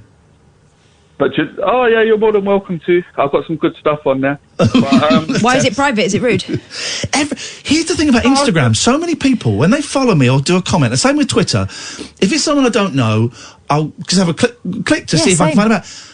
Nearly all of the Insta accounts are private. Sam, you're young. Sorry, Catherine, you're old. What? Sam, you're young. What is that about? I don't know. Instagram's the one thing I don't do. Okay. I think it's a little bit... I don't know. I think it's a little bit rude. If you want to look at my pictures, why can't I see yours? Show me mine and I'll show you yours. Mm-hmm. Bill, I'm going to cut you off, mate. All right, then. There we go. Let's go to line 9. Lots of calls tonight. Line 9, you're on the wireless. Hello? Hello? Hello, Iain. It's Daniel. I'm going to say this. Our most controversial caller. Do you know what does it mean in French? What does in mean in French? Ain. Lion with an H. Yes. I know what it means. But Iain doesn't know. Lane? N. I don't know. Do I need to know? Will it change my life if I know? Yes, it's with an H. It's a very popular word in English with an H. What, hen? No. Hen. I don't know what we're saying. Sam, do you know? Have I missed something? I'm lost. Haine. Hain. In fact... Luke Hain. Well, almost N. It's pronounced. I don't know what you're talking about. It's French. Instead of doing that really horrible teaching thing where you're trying to get me to work it out. I'm about to tell you, and you're interrupting. I'm not going to tell you now. You're such a... Hatred. Well, that fits, Daniel, because you are one of my favourite callers, but also one of my most hated callers by the listeners. Oh. We get more complaints about you than any... Last time I didn't explain well the idea about the drones. But you did explain it at length. Because Kate asked why using the cars to charge the drones, like why not going directly? The thing is, you don't need to use a dedicated car to go from A to B. No, it was like a lighting on people's cars. All right, as they listen, went. let's see if you've explained it well. Because Sam was... I tell you what, Sam wasn't here when we took that call. Tell Sam about it. Right. So you explain it to Sam, and then Sam is going to explain it to us, okay? Sam looked genuinely peed off then. He's like, he gave me a look as if to say, I'm not getting paid enough. I wasn't the first time, I was sort of glad. Right, Amy had to put up with this. Right, so Daniel, explain it to Sam, right, and then Sam's going to explain it back to us, okay? Hit me. Okay. So, you have a parcel that wants to go from A to B. Wait a minute. Why did we start with N? Why did you want everyone to know that word? That's the name of the company. Because Iain is a bit like Ain, isn't it? Like. Fair point. Carry on. Okay, so you want a parcel to go from A to B. Imagine A is London and B is Manchester. Okay. So you can have like hop, you know the word in English hop, H-O-P. Yes. You can go from hop to hop, like 10 hops. From A to B you go from 10 hops. So the car goes, the drone puts the parcel on the top of the car. First time I mentioned the and word the drone can also charge on the top of the car. And so the car, imagine you want to go to, the parcel is to go to Manchester. You pick one car in a traffic light that goes to Trafalgar Square. In Trafalgar Square, the parcel is moved to another car that goes to Hull or Barking or something, and then another car will take the parcel. So it finds the best route, and it uses the cars that are moving, and the drones are just charging on the top of the car and putting parcels on the top of the car. So you can go to the nearest traffic light, you put the parcel, a machine puts it in the drone, and the drone puts it in the cars. Okay, so Sam, can you explain how hop works? Basically, it is like a very roundabout way of using a postman. Daniel, is he right? But the thing is, the top of the cars would be used to charge the drones and also to deliver parcels to other I'm cars. surprised at how few times you actually mentioned drones in that, considering it was primarily about drones last time you spoke to us. Yes, the thing is, the drones don't have to go all the route in a dedicated service. They can use the different cars. They can piggyback a ride on an Uber. I'm surprised Daniel's not a multi-millionaire. I am too. Daniel, thanks for sharing your wisdom. Thank you. There we go. Have you got it now, Sam? No, sorry. Okay, you're not trying I guess I'm just hard done. enough. Yeah. Line 1, you're on the wireless. Yeah, hello? Hey, man. Hello. How's it going? What are you doing up so late? What are you doing up so late? Why can't I be up late? Well, I'm not your parents. What business is it of yours, sir? I'm not your parents, but as a parent, 11:30 for a 13-year-old feels late to me, particularly on a school night. It's okay, I've got a half day tomorrow anyway. Okay, that sounds like bullshine. What can we do for you in this brief phone call? I just wanted to share a story I read about 2 years ago. Okay, why are you only telling us now? It's not that good of a story, obviously. I've just remembered about it. Okay, it's like that line, why... What you laughing at me? Oh, no, I just remembered a joke someone told me 2 years ago. So, basically, there was this guy who wanted to go into a zoo without paying. So he does what any normal person does and scales the wall. Of course. Now, when you said story, did you mean joke? No, as in this actually happened. Okay. So he and his friend scaled a 3-meter wall to a zoo. And when they reached the top, they jumped in, but then they landed in the tiger's enclosure. Of course they did. And then the guy died because of the tiger, and the tiger also died as well because they shot the tiger. Well, what a charming story. Thanks for hanging on 2 years to tell us that. A 3-meter wall on a zoo, that doesn't sound safe. Stop and get over that. What is going on? We'll go for another 5 minutes. We'll put the break and the trail together. Line 2, you're on the wireless.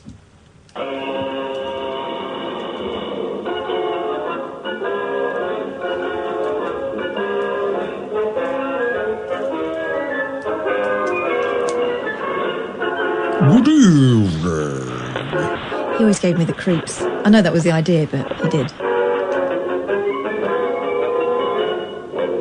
Good evening. No idea. Really? Well, how would he know? He's 27 years old. He's heard of Alfred Hitchcock Presents. I mean, they didn't. That's probably not been shown since about 1984. But do you know how I know it? Because of Bugs Bunny. There was always like a Alfred Hitchcock pastiche. Great Kurt Vonnegut short story. Go on. This is a great story. Is it about a tiger in a wall? And it just reminds me because it's from Welcome to the Monkey House, which is his... Guys, if you want some great short stories, Kurt Vonnegut, Welcome to the Monkey House. In fact, I'm going to read it tomorrow. That's what I'm going to do. That's going to recalibrate me. And the reason that I'm reminded of that is because they made like a sort of series of Welcome to the Monkey House in the 80s or 90s that was sort of like Alfred Hitchcock Presents and stuff. It wasn't very good. But the stories are great, okay? So, in the war... Which one? Doesn't matter. Let's say 2. In War 2... World War 2. They... Are you doing a marathon? Yeah. I just got this thing in my head. Are you doing a marathon? Yeah, I'm doing Brighton. When's that? It's the week before London. It's like the 20th of I just got April. that. I just got that. What? That's because we were watching My Psychic Life earlier on. Yeah, I just got that. You just taking sponsorship? Yeah. What you do? Well, hang on a minute before we. Doing it for Eleanor Hospice. It's a hospital that deals with it for families who have terminal illnesses. I know what hospice is. Yeah, well, but it's for families that have terminal. So the whole family. Yeah. Nah, I'm not bothered. I'm joking. What's the name of the hospice? Eleanor. ELLENOR. Hang on a minute. How do we sponsor you? I'm going to sponsor you. Here we go. Have you got a sheet or I'm something? retweeting. I'm going to. You don't mind if I retweet your thing, do you? Go nuts. Christmas is over. I'm running the Brighton Marathon in April. I'm raising money for Eleanor Hospice. But who's Kieran Allen? So he's the guy I'm running with, a friend of mine. So we're sponsoring him. So no, it's a scam. It's a scam. Everyone, hold off. We decided to because you had to make a certain amount of money to get in. We decided to do it between us. So you're running half the marathon. He's running the other half. Yeah, baton pass halfway through. Why did you choose that? If you don't mind me asking, if you don't want to say, you don't have to. Because a friend of mine works for them, and yeah, that was basically it. Okay. I was contemplating doing it, and then she sort of just signed me up. All right, hang on. I'm going in. I'll sponsor you. Why would you not? Remember, there used to be a guy at Three Counties who used to work with Roberto. Yeah. Who every year would send a really aggressive email about that he was doing something and that we should all sponsor him. That's the thing. I've had people do that, and I don't like that. Yeah, but it was for his kid's school, wasn't it? It was for his kid's school. So I have been sending it out to people, but as in I've been handpicking who I send it out. That I would happily do the same for them. There you go. Right, hang on a minute. We're sponsoring. This is more important than. Although we will get back to my Kurt Vonnegut story because it's a great one. I nearly got to interview Kurt Vonnegut. Could be careful how you say that. They're looking for a reason. Kurt Vonnegut is my favourite author, and I nearly interviewed him when I was at LBC. Let me rephrase that. We didn't interview him, and we got in touch and said I'd love to interview him. And his kind of I think his solicitor was representing him. Came back and said, Kurt, very grateful, but he respectfully declines. He feels he said everything he has to say, and then he died a few months later. Wow. Love Kurt Vonnegut. Now, I don't know if I've just sponsored you or not. It's frozen. I've got spinning wheel. What does that mean? I don't know. I'm not an IT technician. Right, okay. Wow, the attitude. Well, here's the thing. If I refresh and then sponsor again, you might have got double bubble. Well, I'm pretty sure there's a list on there of... Your message. Change your attitude, son. Okay, change your attitude, son, and buck up your ideas. Continue. I could add gift aid, but I'm not going to. Oh, wow. What? All right, I'll add gift aid. Who hurt you? All right, I'll add gift aid then if it makes you happy. Jeez. I'll say, wasn't he bragging the other day he's got a load of money saved up? Yeah. Yeah, for which I'm going to need from Monday. Well, I've donated with less fuss. Okay, but probably with less numbers in it.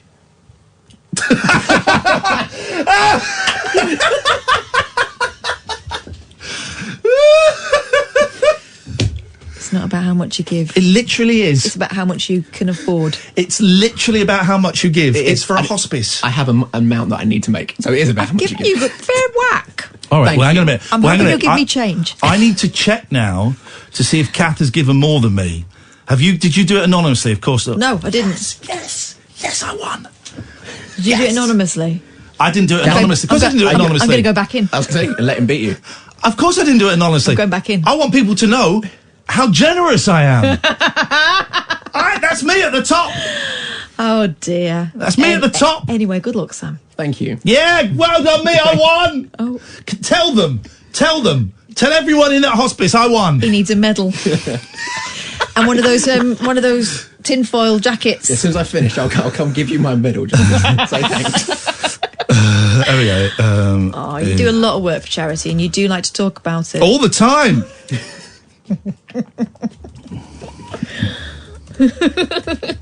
There we go. Right, retweeted. Right, so late night alternative, weeknights from 10, Mondays to Friday. I'm Ian, that's Kath on Talk Radio. Oh, no.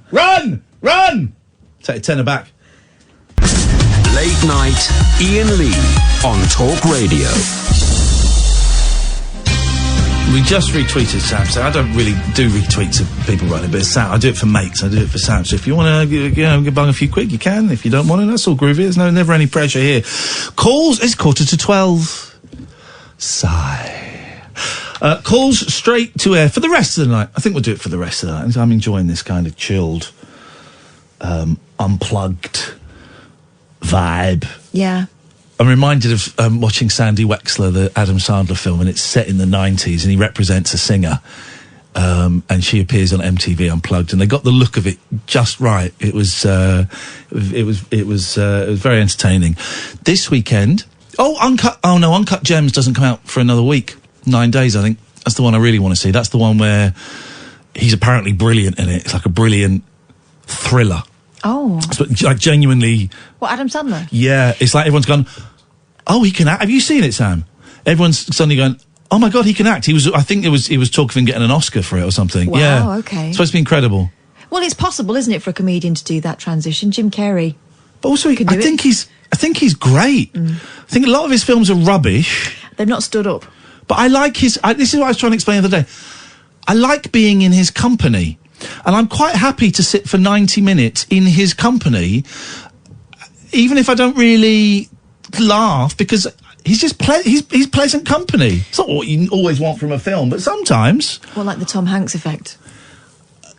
Less smug than Tom Hanks. Oh no, you can't be mean about Uncle Thomas Hanks. I think you can. Well, I'm not being mean. I'm being honest. You think Hanks knows he's doing it? I see. What I do is I've got a lot of. I did like Tom Hanks. I've got a lot of his DVDs, and I keep them in what I like to call the Hanks banks.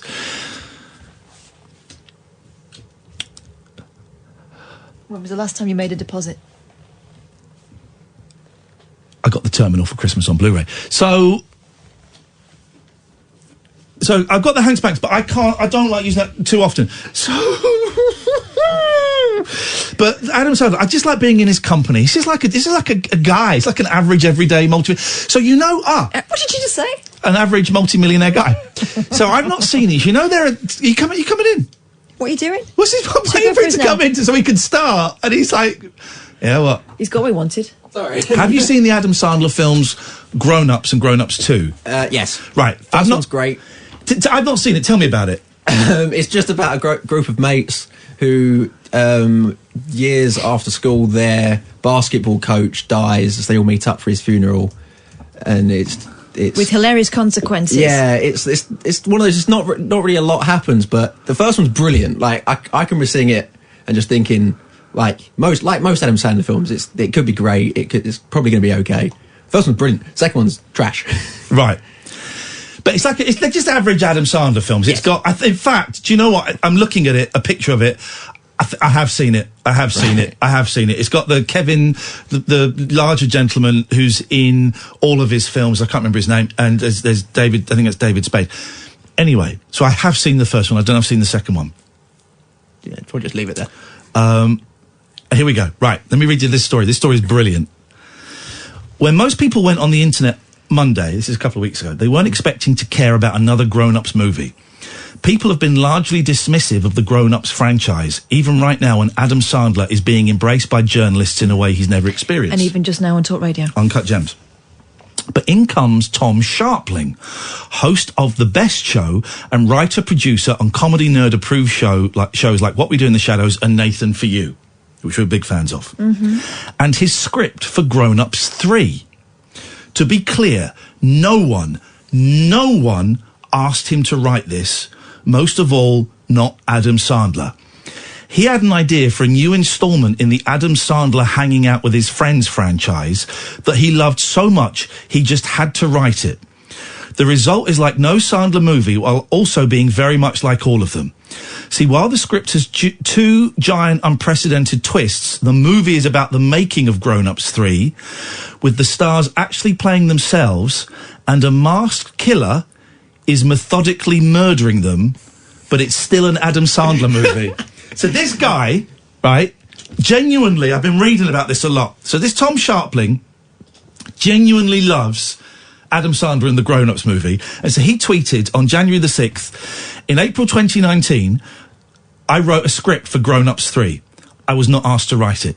It is the best thing I will ever do in my life, professional or otherwise, and here it is, my gift to everyone in 2020. Read it, enjoy it, sign the mailing list. And he's posted the script up online. And I think since then, he's had, like, readings with, he does, like, readings with comedians and stuff. And And he's written an entire thing, and then there's a great interview with him saying why he saw Happy Gilmore 30 times and he loves Adam Sandler. But so the premise is they're filming Grown Ups 3, and while the filming is taking place, members of the cast just keep getting murdered. But it's still very much an Adam Sandler movie. It sounds awesome. Or it sounds like a serious threat to life. But isn't it brilliant? Now, this came out... if anyone's listening and knows more about this than me, I genuinely love this. I heard Tim Heidecker talking about it, because he knows the guy. Obviously, he worked with the guy. But has it progressed any further? Because I know they're doing... here we go. Here's him talking about his love for Adam Sandler, right? He has this track record that is indisputable. Jack and Jill gets hammered by everyone. Jack and Jill has some of the funniest stuff. I mean, the Al Pacino... This is where Adam Sandler plays himself and his sister. Of course. I mean, the Al Pacino stuff I've talked about since the movie came out. Al Pacino gives this performance. It's no less committed than he was in The Godfather 2. He just makes these things, and they're fun, and sometimes they're dumb, and sometimes they're tone deaf. But I don't know. The proof is in the body of work with him. All I can say is that I have yet to meet the person that would turn down getting paid a lot of money to go make a movie in a fun location with their friends. And he goes on and on. But if anyone listening knows, and I'll do some research over the weekend, if this has gone any further, because Adam Sandler will know about this now, and someone's written a third movie in your franchise and it's getting a bit of press, you're going to go, well, do you know what? I've got a couple of hours. Let's have a look at this. And you do wonder. I mean, it's not just like some nobody. This is a guy that writes and produces big, medium, cult TV shows. You've got to wonder if there's something in it. I love it. I love it. Let's go to, if you know any more about it, 0344 499 1000. Hello, line 1, you're on. Oh, yes, put the phone down. Line 1, I was just going to you. Man. Might have been Adam Sandler. No, he's thinking, I really got to read this thing. I fully intend to be in an Adam Sandler movie, or at least have it confirmed that I'm going to be in an Adam Sandler movie by the end of 2020. That's my... If we have to make a New Year's resolution, that is it. I will commit to being in an Adam Sandler movie. It's not impossible. Well, if you don't get it officially, just try and find out where he's filming and just walk in the back. Yeah, I mean, there is that, but... I mean, you talk about podcast series. There's a podcast series. There's an 8-parter, worthy of any John Ronson input. But if only your name was Steve. Why? Adam and Steve.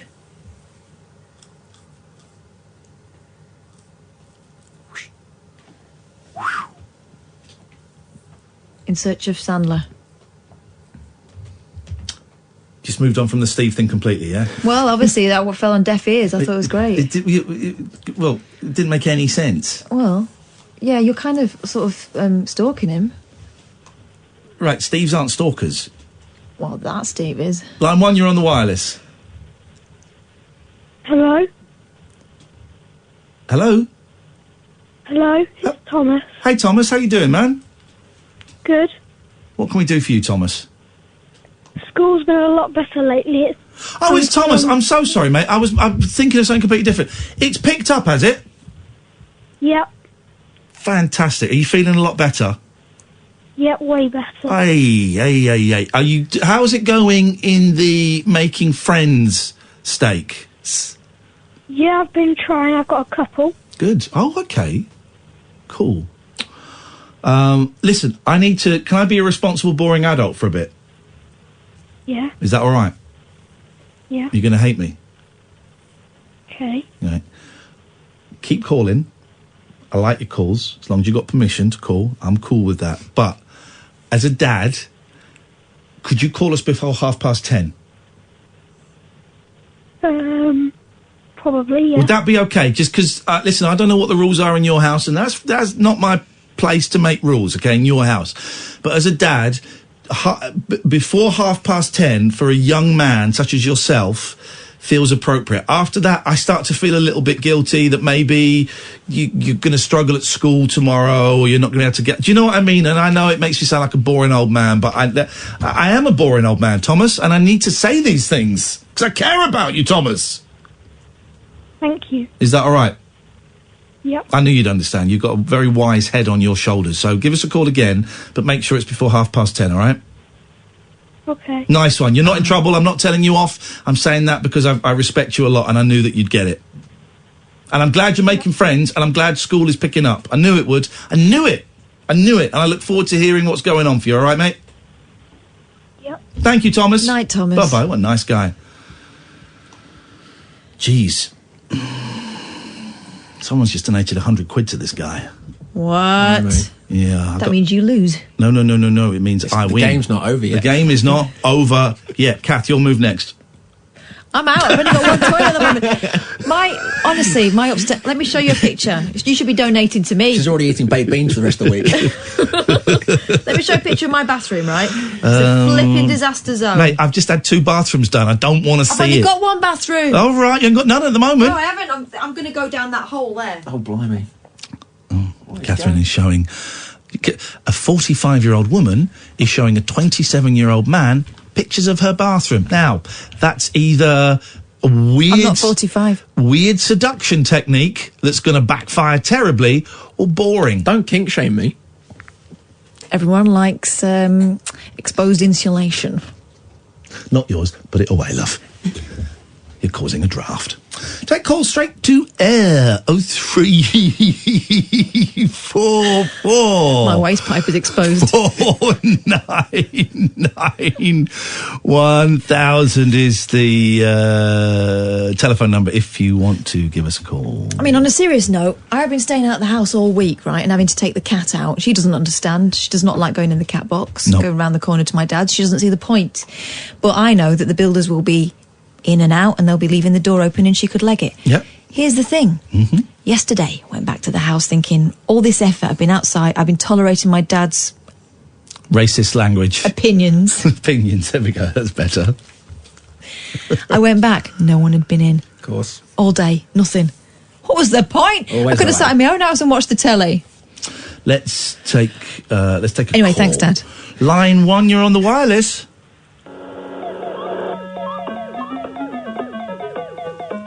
What is this? Is it Bubble Bubble? No. There's a lot of firing going on. And this is Bubble Bubble. No, it's not that. No. It's a fun game because it's got... Bow, bow, bow, bow, bow. That's it. Is that Jungle Book?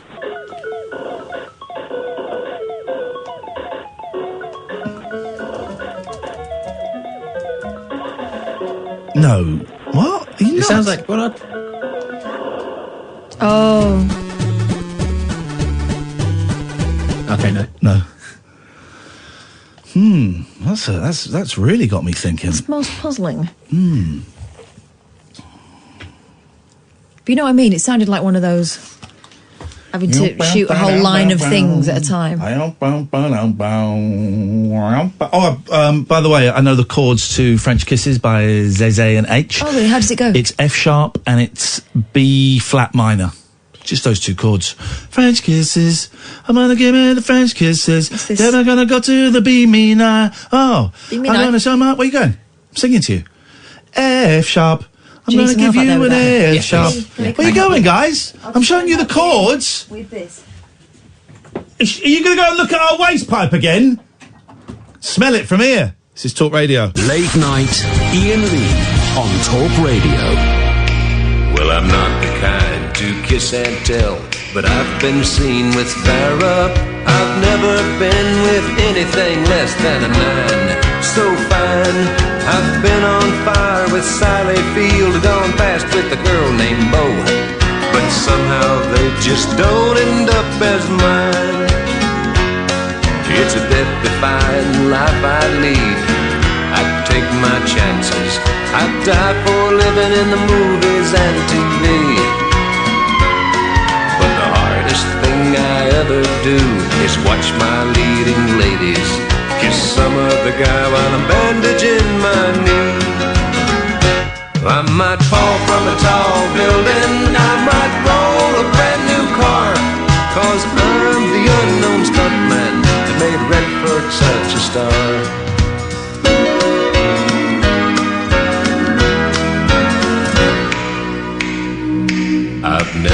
spent much time in school, but I taught ladies plenty. It's true, I hire my body out for pay. Hey, hey, I've gotten burned over Cheryl Teagues, blown up for Raquel Welch. But when I wind up in the hay, it's only hay. Hey, hey, I might jump an open drawbridge or Tarzan from a vine, 'cause I'm the unknown stuntman that makes Eastwood look so fine.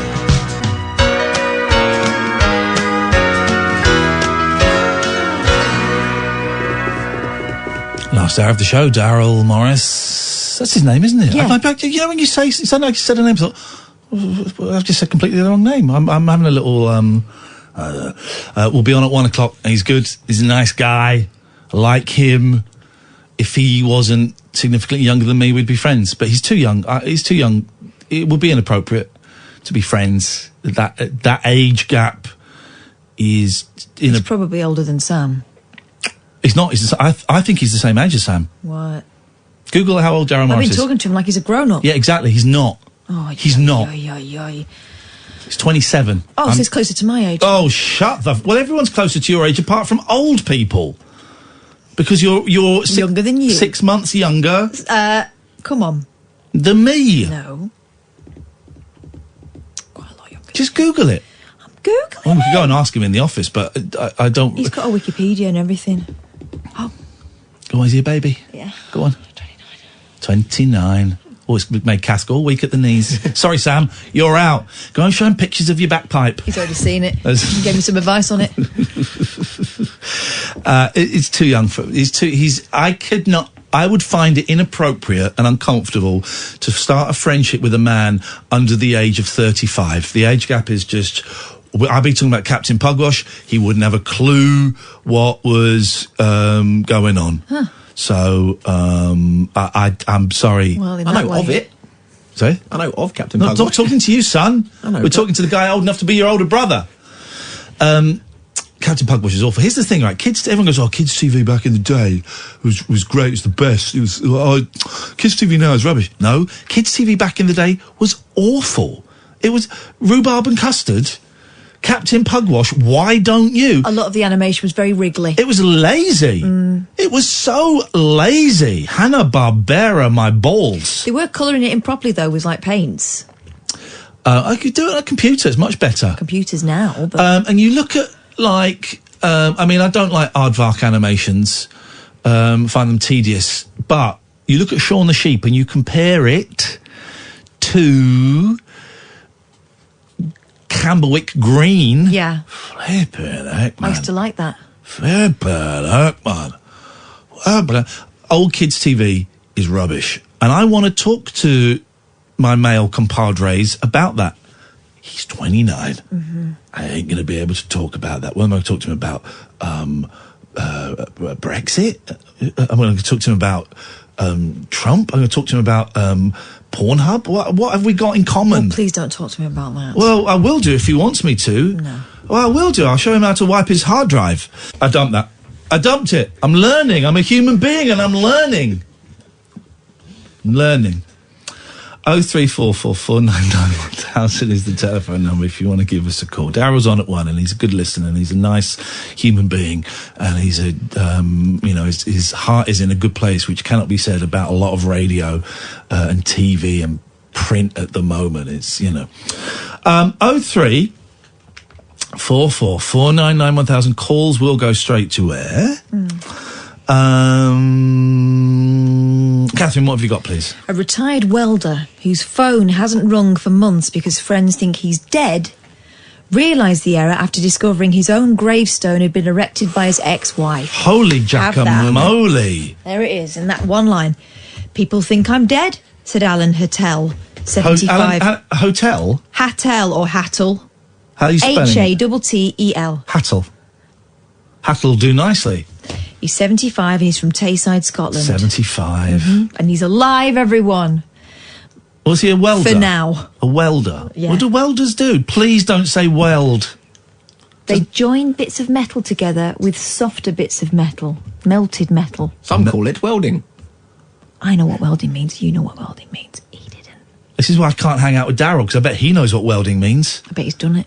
We're worlds apart. That was good. That was good. That was, and in a show of shows, that was good.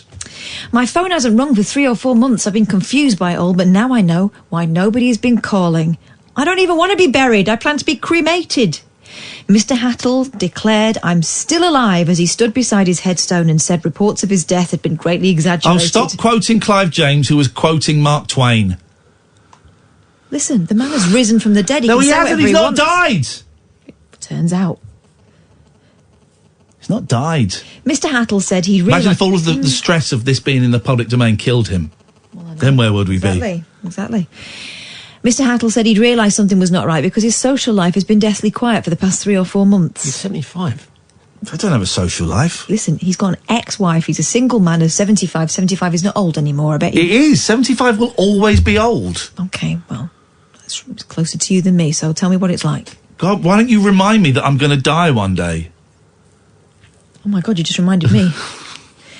Mr. Hattle said the erection of his headstone... You had to say that word. What? Headstone. In New Monthill Cemetery in Forfar was done without his knowledge, and the whole affair was like something out of Only Fools and Horses. Where is it? Forfar. So it's not near here? No, it's quite far. Now he wants to set the record straight and let people know he's very much alive. He's also spoken to Angus council officials and plans to put a cover over the headstone which bears his name. Why has she done it? Dunno, she must really love him. Here we go. Because they're expensive. They are. He's put the blame at the headstone at the door of his ex-wife, from whom he separated some 26 years ago. Wow, if she's still cross there, he must have been one hell of a bad husband. I'm blaming the victim. How dare I? He's the victim. I know, and I'm blaming him, saying he must have been a bad husband. Maybe she was a terrible wife. Maybe they were both. Why are you blaming Maybe the there's woman? no one to blame. Why is this typical patriarchy blaming the woman? Well, hang on a minute. She's the one that's done this, knowing he's still alive. Can I just say, Master Bates and Seaman Staines were not in Captain Pugwash. That's a myth. No. That's a myth. Everyone who's tweeting me, it's a myth. The 75-year-old, who spent 37 years as a welder before retiring, claimed his ex-wife had bought the plot of land and put up the headstone with the intention of them being buried together because both of their names appear on the headstone. I never ever said I wanted to be buried alongside my ex-wife, said Mr. Hattle, who has 2 grown-up children with his former spouse. Hang on, this story doesn't ring true. Hello, caller? Hello, am I on? Yes. Oh, right, is that Iain Lee? Could be. Who's calling? It's not the tax office, is it? In which case, my name is Steve Smith. No, it's not the inland. It's not the inland revenue. Welcome. Pull up a chair, my friend. Sit. Let's talk. Let's pow. I just called to 2 things. One about Kurt Vonnegut. Yep. The first thing I wanted to ask you about is, in your opinion, why are people so nasty? Why is everybody around us these days so miserable, nasty, backbiting, snidey? I can tell you why. Just it's getting so bad. I'm beginning to feel as if I don't like people anymore. I can tell you why. The people all around. It is. It's fear. It's fear, and it's people being reminded that they are perhaps not as successful as they thought they would be. And by successful, I mean in terms of the person they're married to, their finances, their career. And so a handful of millionaires are telling ordinary, in inverted commas, people that the reason their lives are not as successful as they should have been is the fault of other people, primarily foreign people and often people of a different hue. And so there are those 2 things, fear and that reason. Yeah. I think you hit the nail on the head there when you said the only thing I put it down to, every time somebody's nasty or miserable or says something that hurts you, things. People say things sometimes, and you think, why did he or she say that? Is she deliberately trying to hurt me? Why would they want to hurt me? I've never been nasty to him or her. And I put it down to the fact that they're not happy with their own lives, and they're trying to make you feel as bad as they do. Exactly what? By dragging you down. Yep. And that's the only thing I put it down to. And I get home, and my lovely wife is there, and I love her madly. We've been married 40 years. And she's just so kind and sweet, and she's always got a smile, and she makes it all better. You know, I just few words with her and her silly smile, and that just makes it all better. Really, it's like a drug. I know. Trust me, I know. She's an amazing woman. Oh, now, come on. And the other thing, get off the morbid subject, but about a-hole people. Kurt Vonnegut. Did he used to be? I seem to remember reading a couple of books, but it was Kurt Vonnegut Jr. Is that the same? That's him. That's the fella, Kurt Vonnegut Jr. Yep, that's the man. One of the greatest. Slaughterhouse 5 and Welcome to the Monkey House. That will sort you out. That's what I was going to ask you, because I remembered Chariots of the Gods, and then I thought to myself, Eric von Daniken. He wrote that was Kurt Vonnegut, wasn't it? That was Eric von Daniken. Close enough. Was it? Yes, it was. And I remember thinking, oh dear, there was another book he wrote, and that was it, what you just said, Slaughterhouse 5. Slaughterhouse 5, Welcome to the Monkey House. They're the ones. Got a song for you guys. Thank you for that call, caller.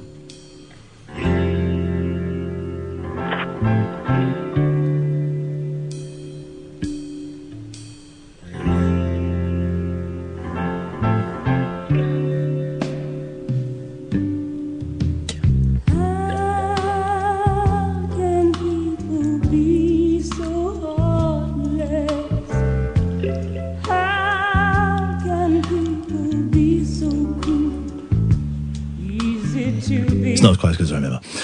Yes, hello? You! War 2. American soldiers crash land on an island. They're captured. Oh. By a local king. A local king. Captured by a local king. And the king says to the general of the army,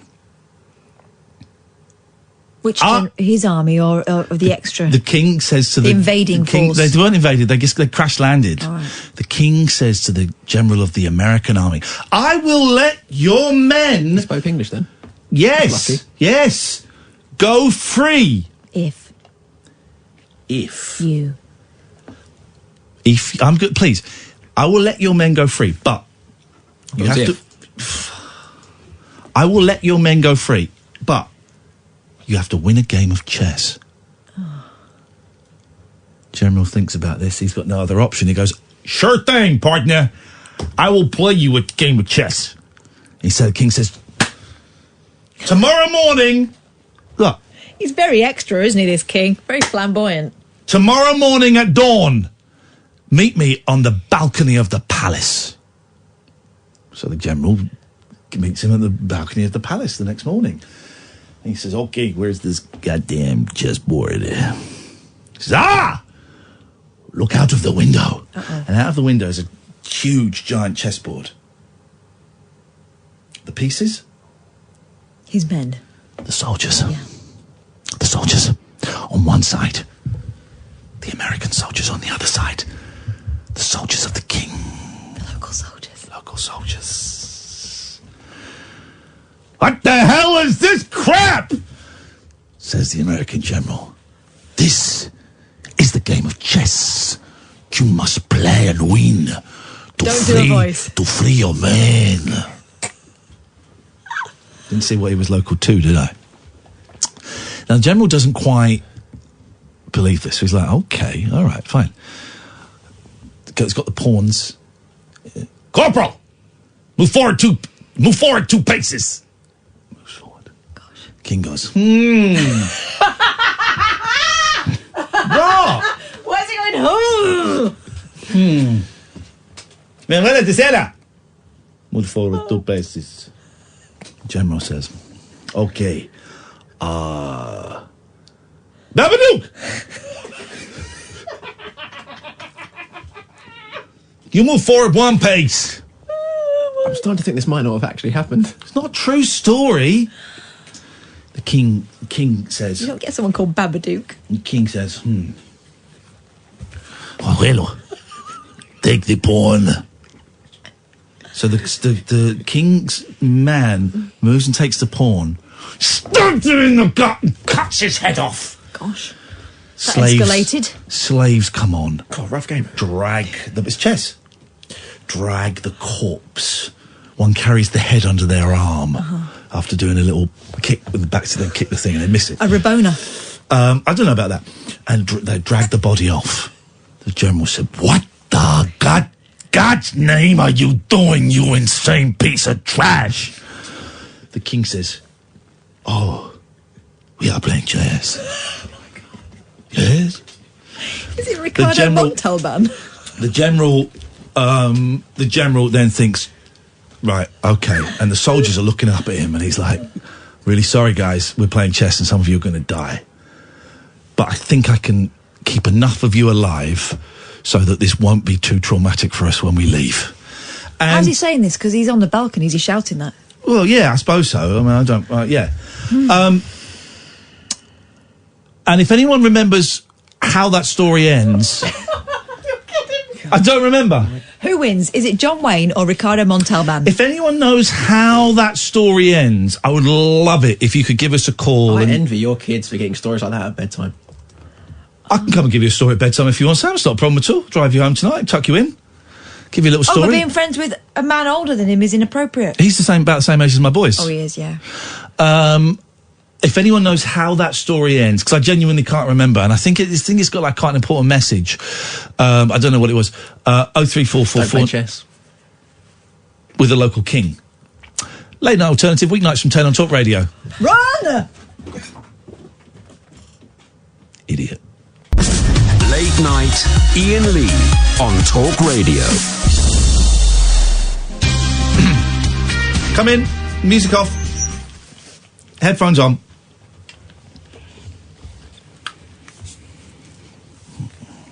I've got to do everything. I've got to do everything in this place. Headphones on. Here we go.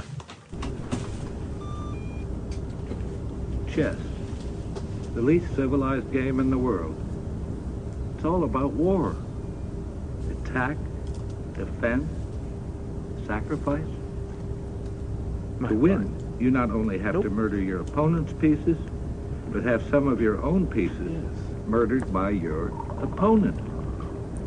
Of course, chess is only a limited simulation of the real thing. Thank you.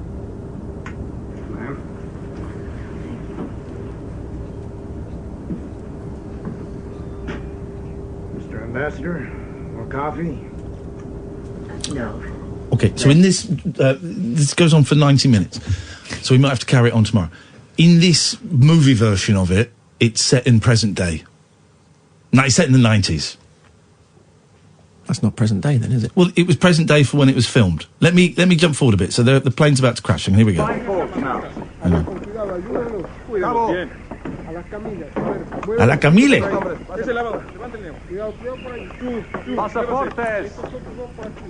Let me skip forward. Let me skip forward a bit. Let me get. Son, he's very handsome. Thank you.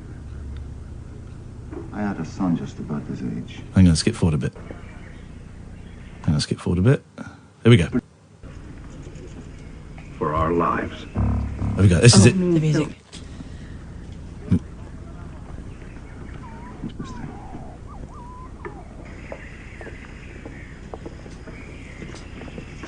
Colonel Vaccaro has broken off negotiations with the government. What's he going to do with us, sir? Vaccaro and I are going to play a game of chess. Chess? Yes. For our lives. I get the feeling you two are not really paying attention. I am paying attention. Do I have to start it again? No. 03444991000. Let's take calls straight to air. I mean, are you what if paying you couldn't attention? play? What if you couldn't play chess? I can't play chess. Well, then everyone would die. I'd say, can we play drafts instead? Try this bit. Try this bit. Try this bit. Let's try. Come on, sir. Whip his ass. Oh. Well, hello.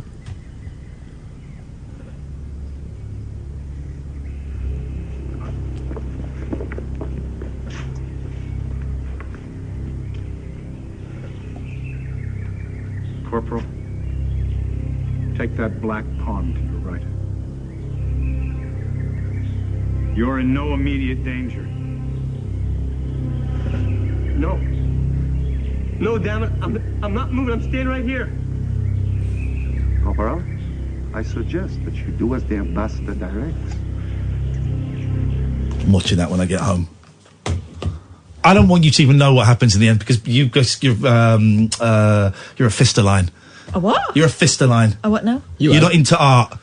You don't know art. You're a fisterline, you are. Made me puke. Line 1, you're on the wireless.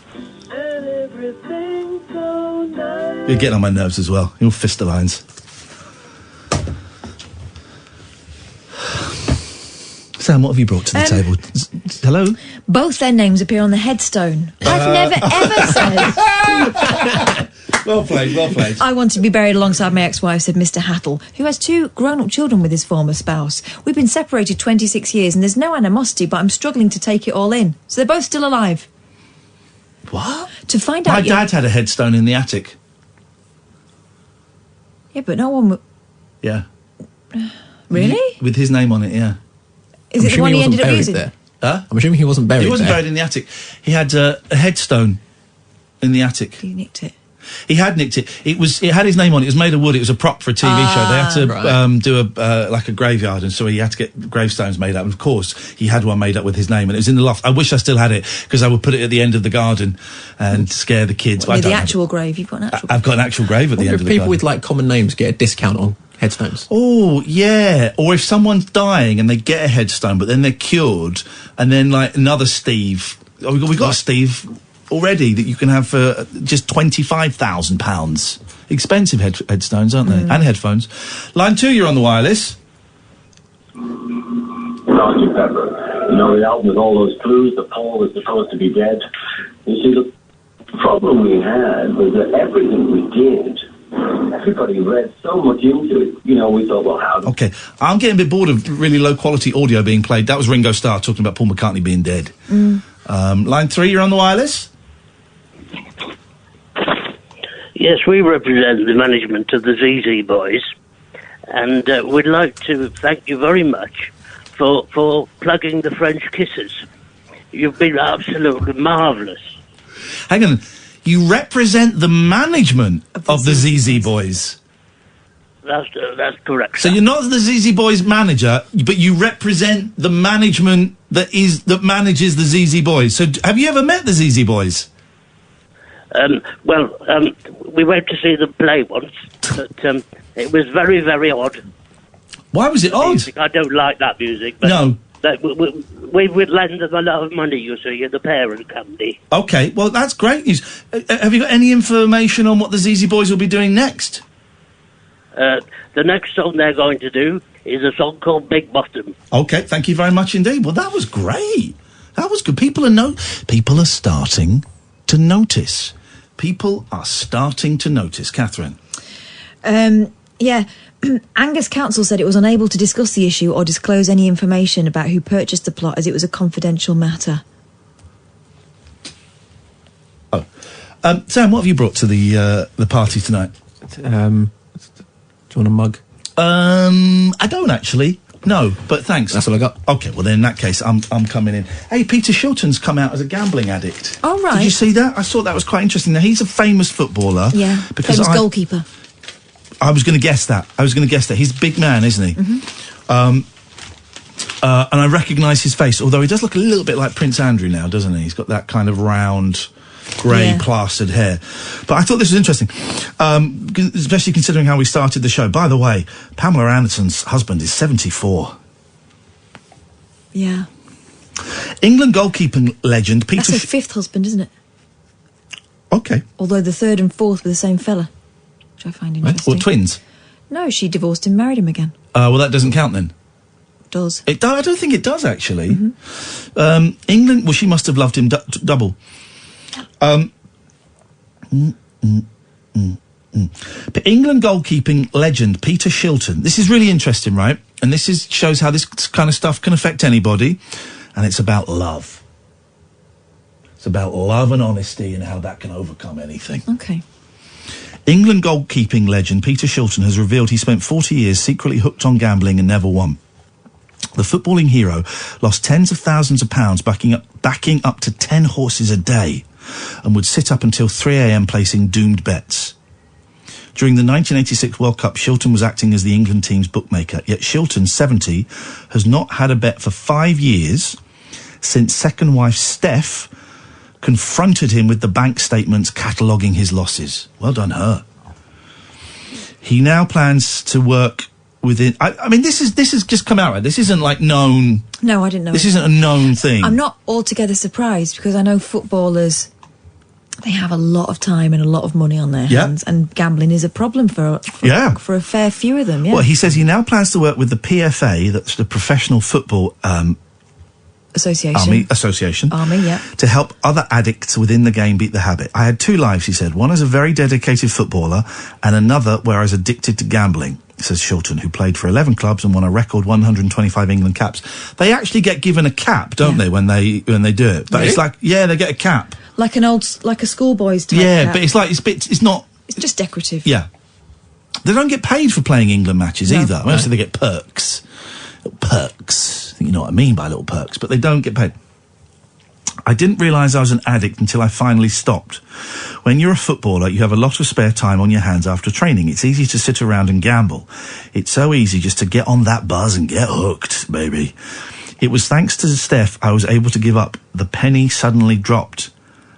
And I said double or quits. Heads or tails. I made a joke there. I thought, I'm not winning and I never have won. Why should I put myself through this and risk losing Steph? This is quite amazing, actually. He said his addiction exploded following the birth of online betting. There you go, guys. You know, if there was an app where you could tap it and a line of cocaine would appear, I'd be dead. Be dead. I get that. Gambling was never my thing. I used to go very, very occasionally to a casino. Very, very occasionally, like maybe 8 times in my entire life. And this is when I was using as well. And it never got me. The first time I won about £400 just on roulette, black and red, doubling it up. And it was enough to take me and my girlfriend at the time to Prague. And every time we went, I would set, and I could afford it, I'd set a limit of £100, and then I'd go like £30 over that limit every time.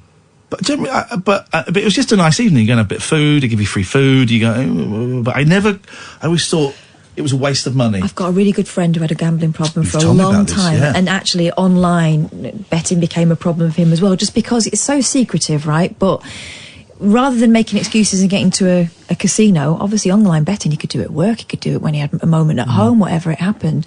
And it transpired that he was doing it for years and years and years, and he always managed to get himself out of it in the end.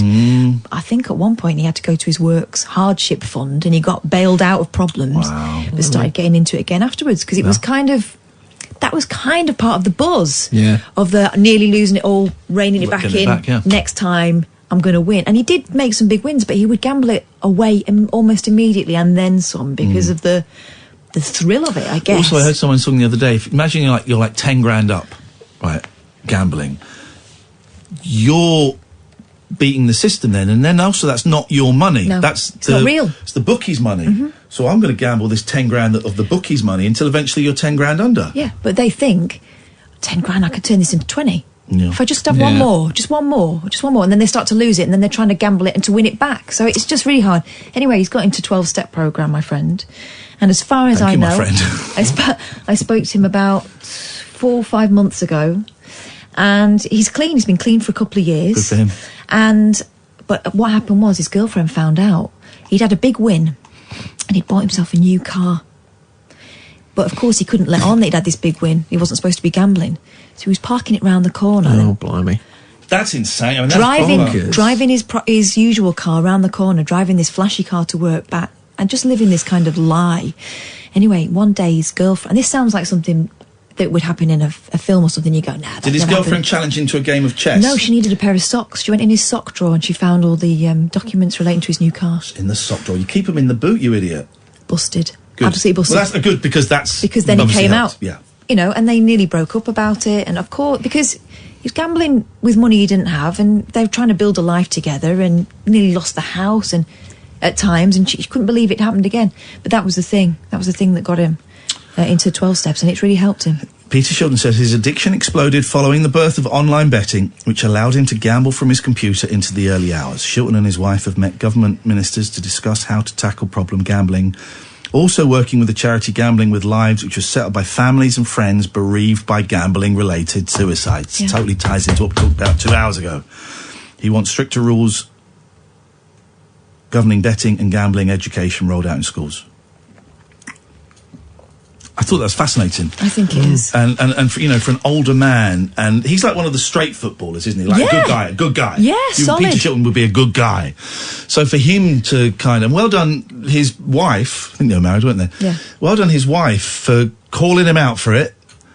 And that being the thing, I'm sure it's a little bit more complicated than we're hearing there, but that being the thing that spurred on a desire to sort everything out. Saying that, with addiction, you can't do it for someone else. No. You can't do it for someone else. So although the will was probably there for him to sort it out for the sake of his marriage, it's taken, obviously, great strength for him to get to the help he needed. That's got to be applauded, hasn't it? Sam, what have you got? Yeah. You don't want to do this job, do you? You don't want to be a host, do you? That's never the plan. You fell into producing by accident. Or not? No, I just fell into radio full stop by accident. What are you going to be? You did tell me before and I forgot. Well, I initially just thought photography would be cool. Yeah. And then, just fell into doing a degree in radio. Or the current, stuff to one side, generally how you absolutely love it. It's brilliant. Yeah.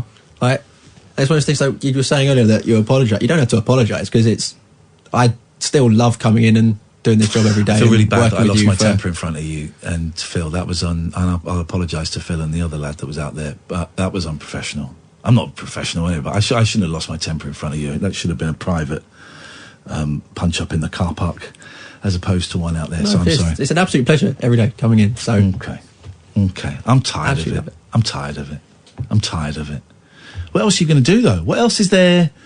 What 47 nearly. What else is there to do? What else am I going to do? What could I do? I've got nothing. I know. It's a troubling B Jams has closed down. I can't go back there. Yeah, closed Top Shop as well, that I used to work in.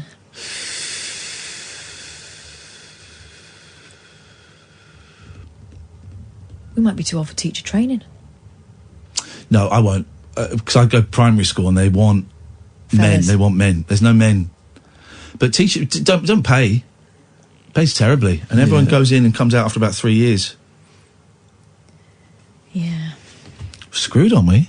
When this set comes to an end, we're screwed. I've got that knot in my stomach again. Right. What you got, Boyley? The fear of someone you don't like showing up at the same party you're at ranks as the #1 party-xiety, according to a new research poll. A poll of 2,000 Americans also revealed that wanting to leave but not knowing how to and feeling like you're not fitting in were among the top 3 anxieties people had at parties. That's the one for me, feeling like you're not fitting in.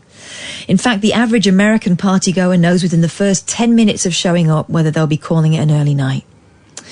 The study also revealed that over 3 in 4 Americans, this is from the New York Post, that's why they're concerned about Americans, said it takes them 14 minutes to actually relax at a party and start to enjoy themselves, while 63% said that every party they go to has at least one person they'd like to avoid.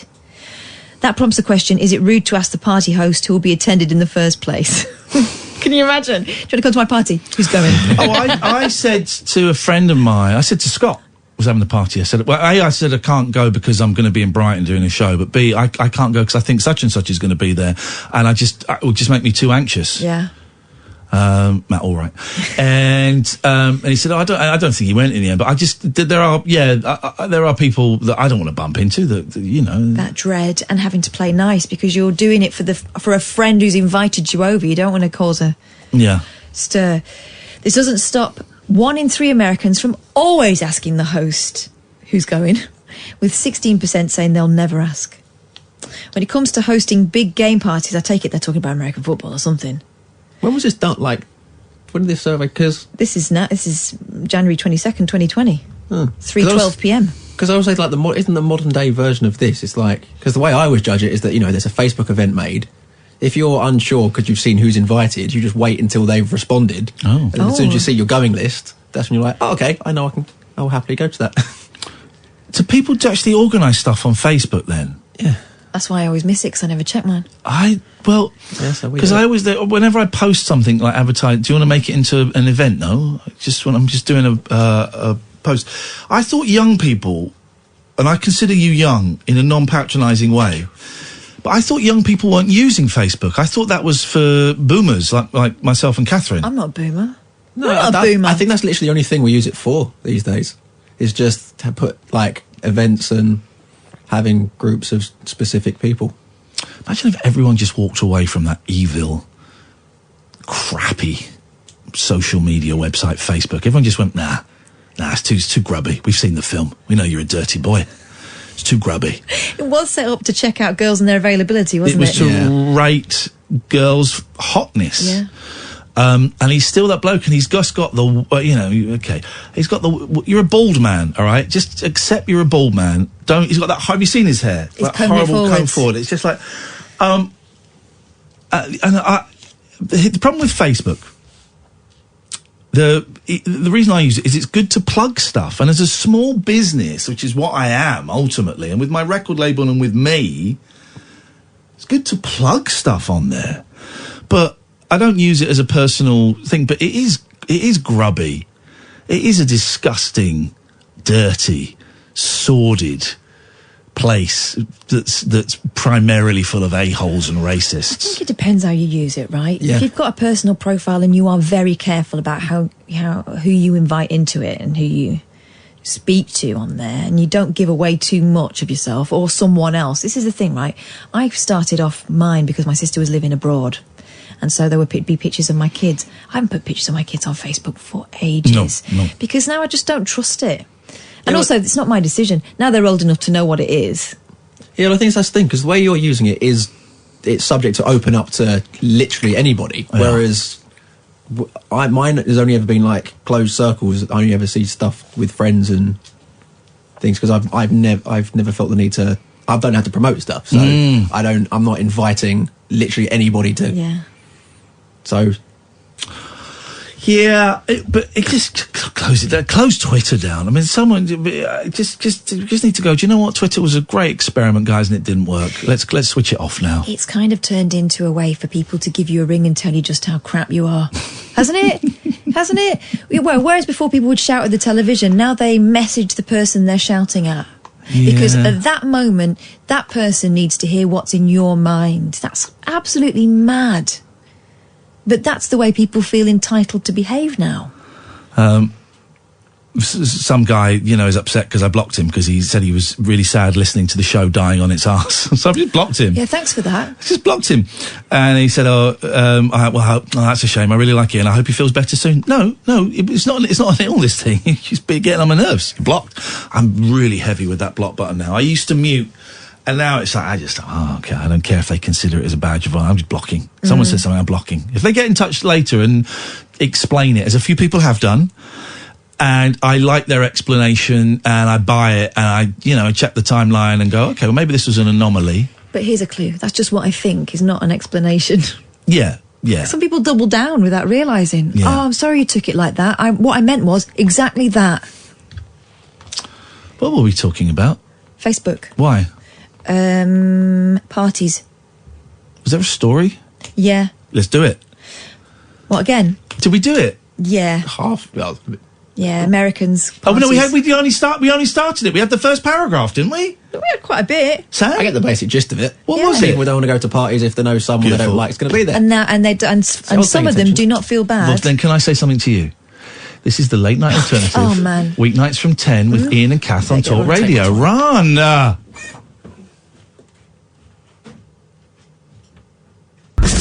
Late Night Iain Lee on Talk Radio.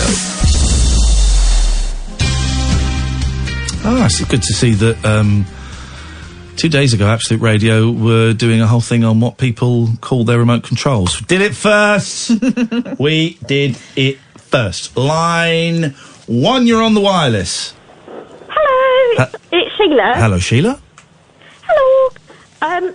Just phoning for a bit of advice.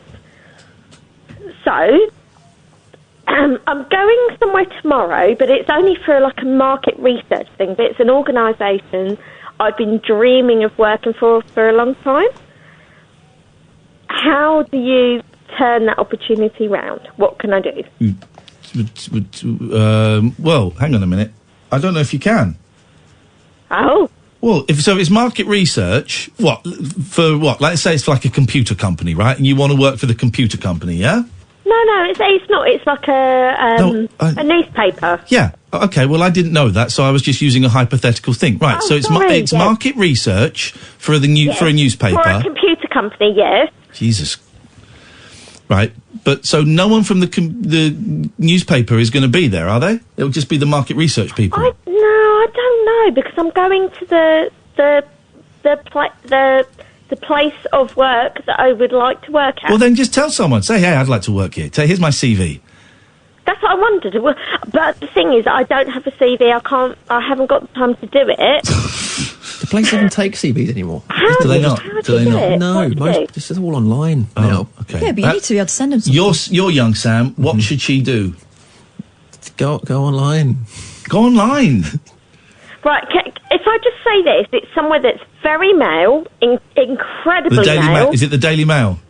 No, it's worse than that. That I would be absolutely what they need. Well, tell them. Go and grab someone and tell them. So what can I say tomorrow at this interview? Exactly to get myself in? It's not an interview. It's a market research. So No, it is market but I know that I can. It's full of men. It's men, white, middle-class men, opposite of me. So and I would be good for their profile. So how do you? And it's an industry I work in as well. But how do you get yourself in? I'll say it again. Tell someone there that you think you'd be great there, and if you haven't got a CV, you can't give them that. But ask them who I will do late. I can send it on after. Okay, when the moment's gone, ask them who you need to speak to. Let's get phone numbers. Let's get some emails. I think that'd be brilliant. I can wait around all day. Is there anyone I could speak to? Okay. And does that ever work? Has it worked for you? Has it worked for Catherine? No, I always sent him a CV and did things properly. I don't understand why. Right, hang on. Let's just retract a minute. So you're going to do a market research thing for a magazine? It's not a magazine. It's a newspaper. But they want to work. But you want to work for the newspaper? I'm not saying I want to write for them. I just want to do anything for them because it's something I'd love to do. Well, the market research people will have probably nothing to do with the newspaper. They might be a company they've sourced It's kind in. of what I was saying, but Yeah. she was ignoring that. If you want a job, even if they're in the building and stuff, they're nothing to do with them. No. Why don't you write to the? Hang on a minute. When I said it, I got blown away. You're saying it. She's nodding and going, yeah. If you want a job at a news, Catherine's a journalist. Yeah, but you don't want to be a journalist. Why don't you write to their HR department? You can Google it. Okay. They're the people you want to talk to. Anything I can say tomorrow when I go there. Yeah, say that Catherine Boyle from Talk Radio fully endorses you, and she said she will act as your referee. Thank you very much. I will do. There we go. That's that She sorted. will as well. Yeah, good. Because she didn't listen to me, but as soon as you started talking, she's like, "Oh, well, yeah, all right, yeah, do that." Of course, they won't have anything. You won't meet anybody from that organisation just 'cause you're in the same building. Market research. Yeah. Also, have an idea of what you want to do. You can't just go in and say, "I'll do anything." Have an idea of what kind of area you want. Have a clue. And have an idea of who already works there. Imagine if we come in tomorrow, which I will not be, but you will be, and Sheila's here. It worked! Thanks! Let me have a look at this story. I don't know if this is a thing or not. Facebook accused a meat lover of hate speech for praising a butcher's faggots. Okay, faggots. So I don't really know what faggots are. Obviously, it's a horrible insult to gay people. Yeah. Which was more of an American thing, but I would say in the last 10 years has kind of been over here, but it's more of an American thing. But faggots, we used to snigger a lot when we were 15 and we saw it, is like a traditional sort of... Well, there are two types of faggots. There are faggots that's like turf or peat or something, I think, from the ground. And this is like meat. Yeah, But it's what like kind mince and offal and stuff like that. I think it's quite nice. Yeah, I mean, it's like, I guess... Thank you, Sam, for getting that. Sort of sausage meat. Do it again. What is it? Oh. Okay. I'm going to say it's one of your better tonight. Thank you. I'm going to take that. Well... It's still a solid 5. I'm taking that. Facebook accused a meat lover of... But, I mean, we don't... Because it used to be Brains faggots, didn't it? Brains Well, faggots. any offal. No, that was the name of the company. Oh. Brains. I bet there's brains in it and all, though. Well, it takes a bit of nous to make it, I suppose. This is great. I mean, this is great. Just keeps on coming, How doesn't can it? I get rid of this quite easily? Stunned Paul Lynch. I can't remember, and I have been in supermarkets, I have been in shops. I don't know when I would have last seen that word. No. To mean that me. It's a very old-fashioned thing. Stunned Paul Lynch, 55, had his post taken down by the social media giant. He had urged his online pals to sample the offal dish, well, that's rude, in the Morriston area of Swansea, where locals are nicknamed monkeys. He posted, if you're not buying Thomas's of Morriston, the butchers on Morriston crosses faggots on a Tuesday, are you even a monkey? Paul explained he makes them every Tuesday, and if you go there early, they're still hot and absolutely delicious. I would like one. I would like one. My head is screaming, no, you don't want to eat that. But actually, my stomach is saying otherwise. Paul said, I assumed an algorithm picked out the word faggot because it's sometimes used, sometimes used as offensive American slang. I asked Facebook to review their decision, thinking a human would check the context, you muppet. He then got a second message upholding the decision, which he said was highly offensive and morally wrong. I mean, in the great scheme of things, you're being told you can't use the word faggot to describe a really old-fashioned thing. I mean, it's not a hate crime, is it? It's not really. Butcher Brian Thomas thanked everyone who's made kind comments about our faggots. Facebook said the post was removed in error. As soon as we realised our mistake, we restored the post. There's no story! No, there isn't. But what there is a lot of free advertising for Mr. Brian's meat products. So clearly that advertisement has done well for you then. Brian, what's it? Yeah, I've never had one. It looks like just chunky, brown meat covered in delicious, succulent gravy. Which, of course, we know is your department. Oh, man. I'm really close to becoming a vegetarian again. And then we went out for meat tonight. I was going to say. Brisket. Peppered brisket. Oh, so good. Pork ribs. Steak tacos. It was insanely good. It was insanely good. And it was incredible. You know, there's like a barbecue place around the corner from here. Oh, yeah. Yeah, we'll take you one night. There's a barbecue place around the corner from here. And it's tiny, and it's cramped, and you walk in and just this waft of meat, and it's really good, man. It's a little... I don't know, it's not that pricey, actually, is it? It's nice. You get a lot of meat. You get a lot of meat. And if you can't eat it, which is not unusual, they'll put it in a box for you. In fact, we ordered it, and then I went, oh, and I'm going to get some chili fries. And she went, I don't think you need to with that. I said, are you sure? She went, yeah, I'm sure. And she was right. She was right. They were talking us out of ordering food. Line 1, you're on the wireless. Hey, gang. Hey, gang. Yeah, how you doing? Hey, posse.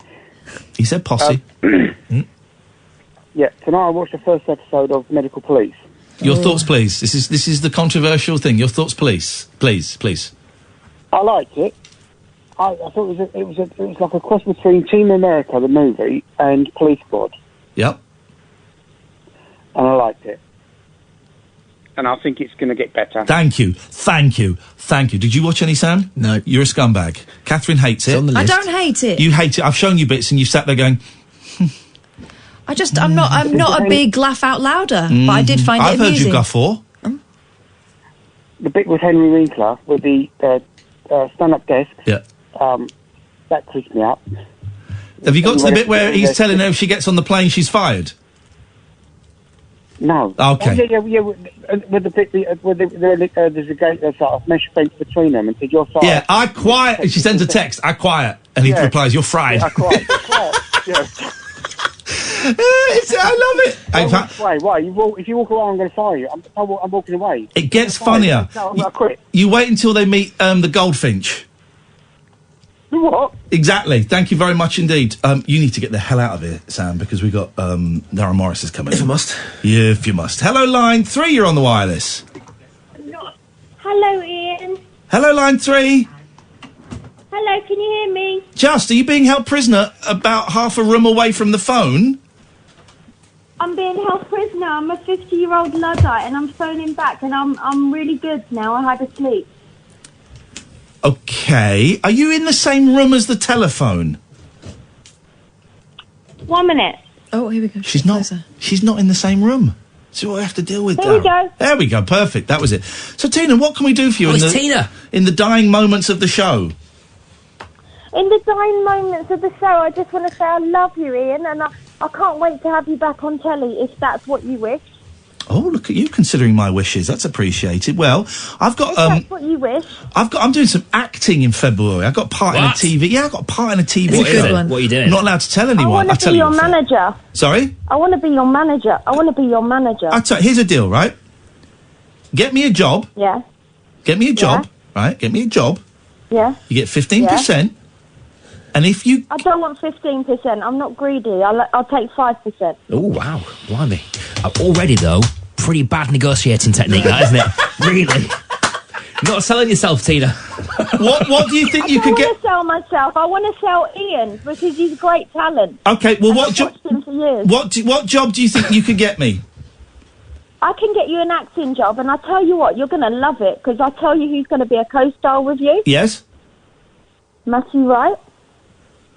Right, we're buddies. Martin what? Matthew Wright. Have you heard of him? Matthew Wright. Right, okay. You're nuts because I saw you tweet Matthew Wright saying you were on my show at 3 o'clock in the morning. Yeah, why am I nuts? Because it was 5 to 1 in the morning. Yeah. What? So you're 2 hours out. Oh, well, listen, he doesn't give a shit. He didn't even reply. He didn't even like it. There you go, Tina. And I think that you should learn from that. Thank you and God bless. I like Tina. She's very useful at about 3:20 when things are starting to dry up. She's good at it. She's got a nice heart, Tina. Hey, thanks for saying nice things about me, by the way. I heard that on the radio. You're that a was nice man. of you. You're a nice man, but you're too young. Apparently so. Too young for me. Apparently so. We can't be friends, I'm afraid. Which is a disappointment, actually. I'm sure it is. I get that. I totally get it. It's just you're too young. Yeah, I've only just sneaked under the boundary. Talk to me about Captain Pugwash. Well, we can't have this conversation. It was on. Penelope Pitstop. Yeah, and of her course. friends were called. Oh no, I don't know. He doesn't know the Anthill Mob. I'm out. It just doesn't work. What's the one? She was on the one though with the cars. She wasn't. She was on the one with the cars. Yeah, it was called Wacky Races. Wacky Races. See, so I was around for that. Okay, and name one other car in that. Dick Dastardly. And the other... He's desperate to be my friend. And that's another reason I can't be friends with you. This desperation. It's making me very, very uncomfortable, don't do mate. that to me. Very uncomfortable. You got 20 seconds. Have I really? Is it worth it? Nope. Things. You don't follow me on Twitter either. That's another bit of a bugbear of mine. I don't follow anyone on Twitter. I follow about 30 people. That's fine. Kath, on the other hand, has very little excuse because I did actually wanted to direct message you the other day. Guys, we can't have another handover turning into a car crash. Let's do this. Let's do this off air. This is Talk Radio. Talk Radio.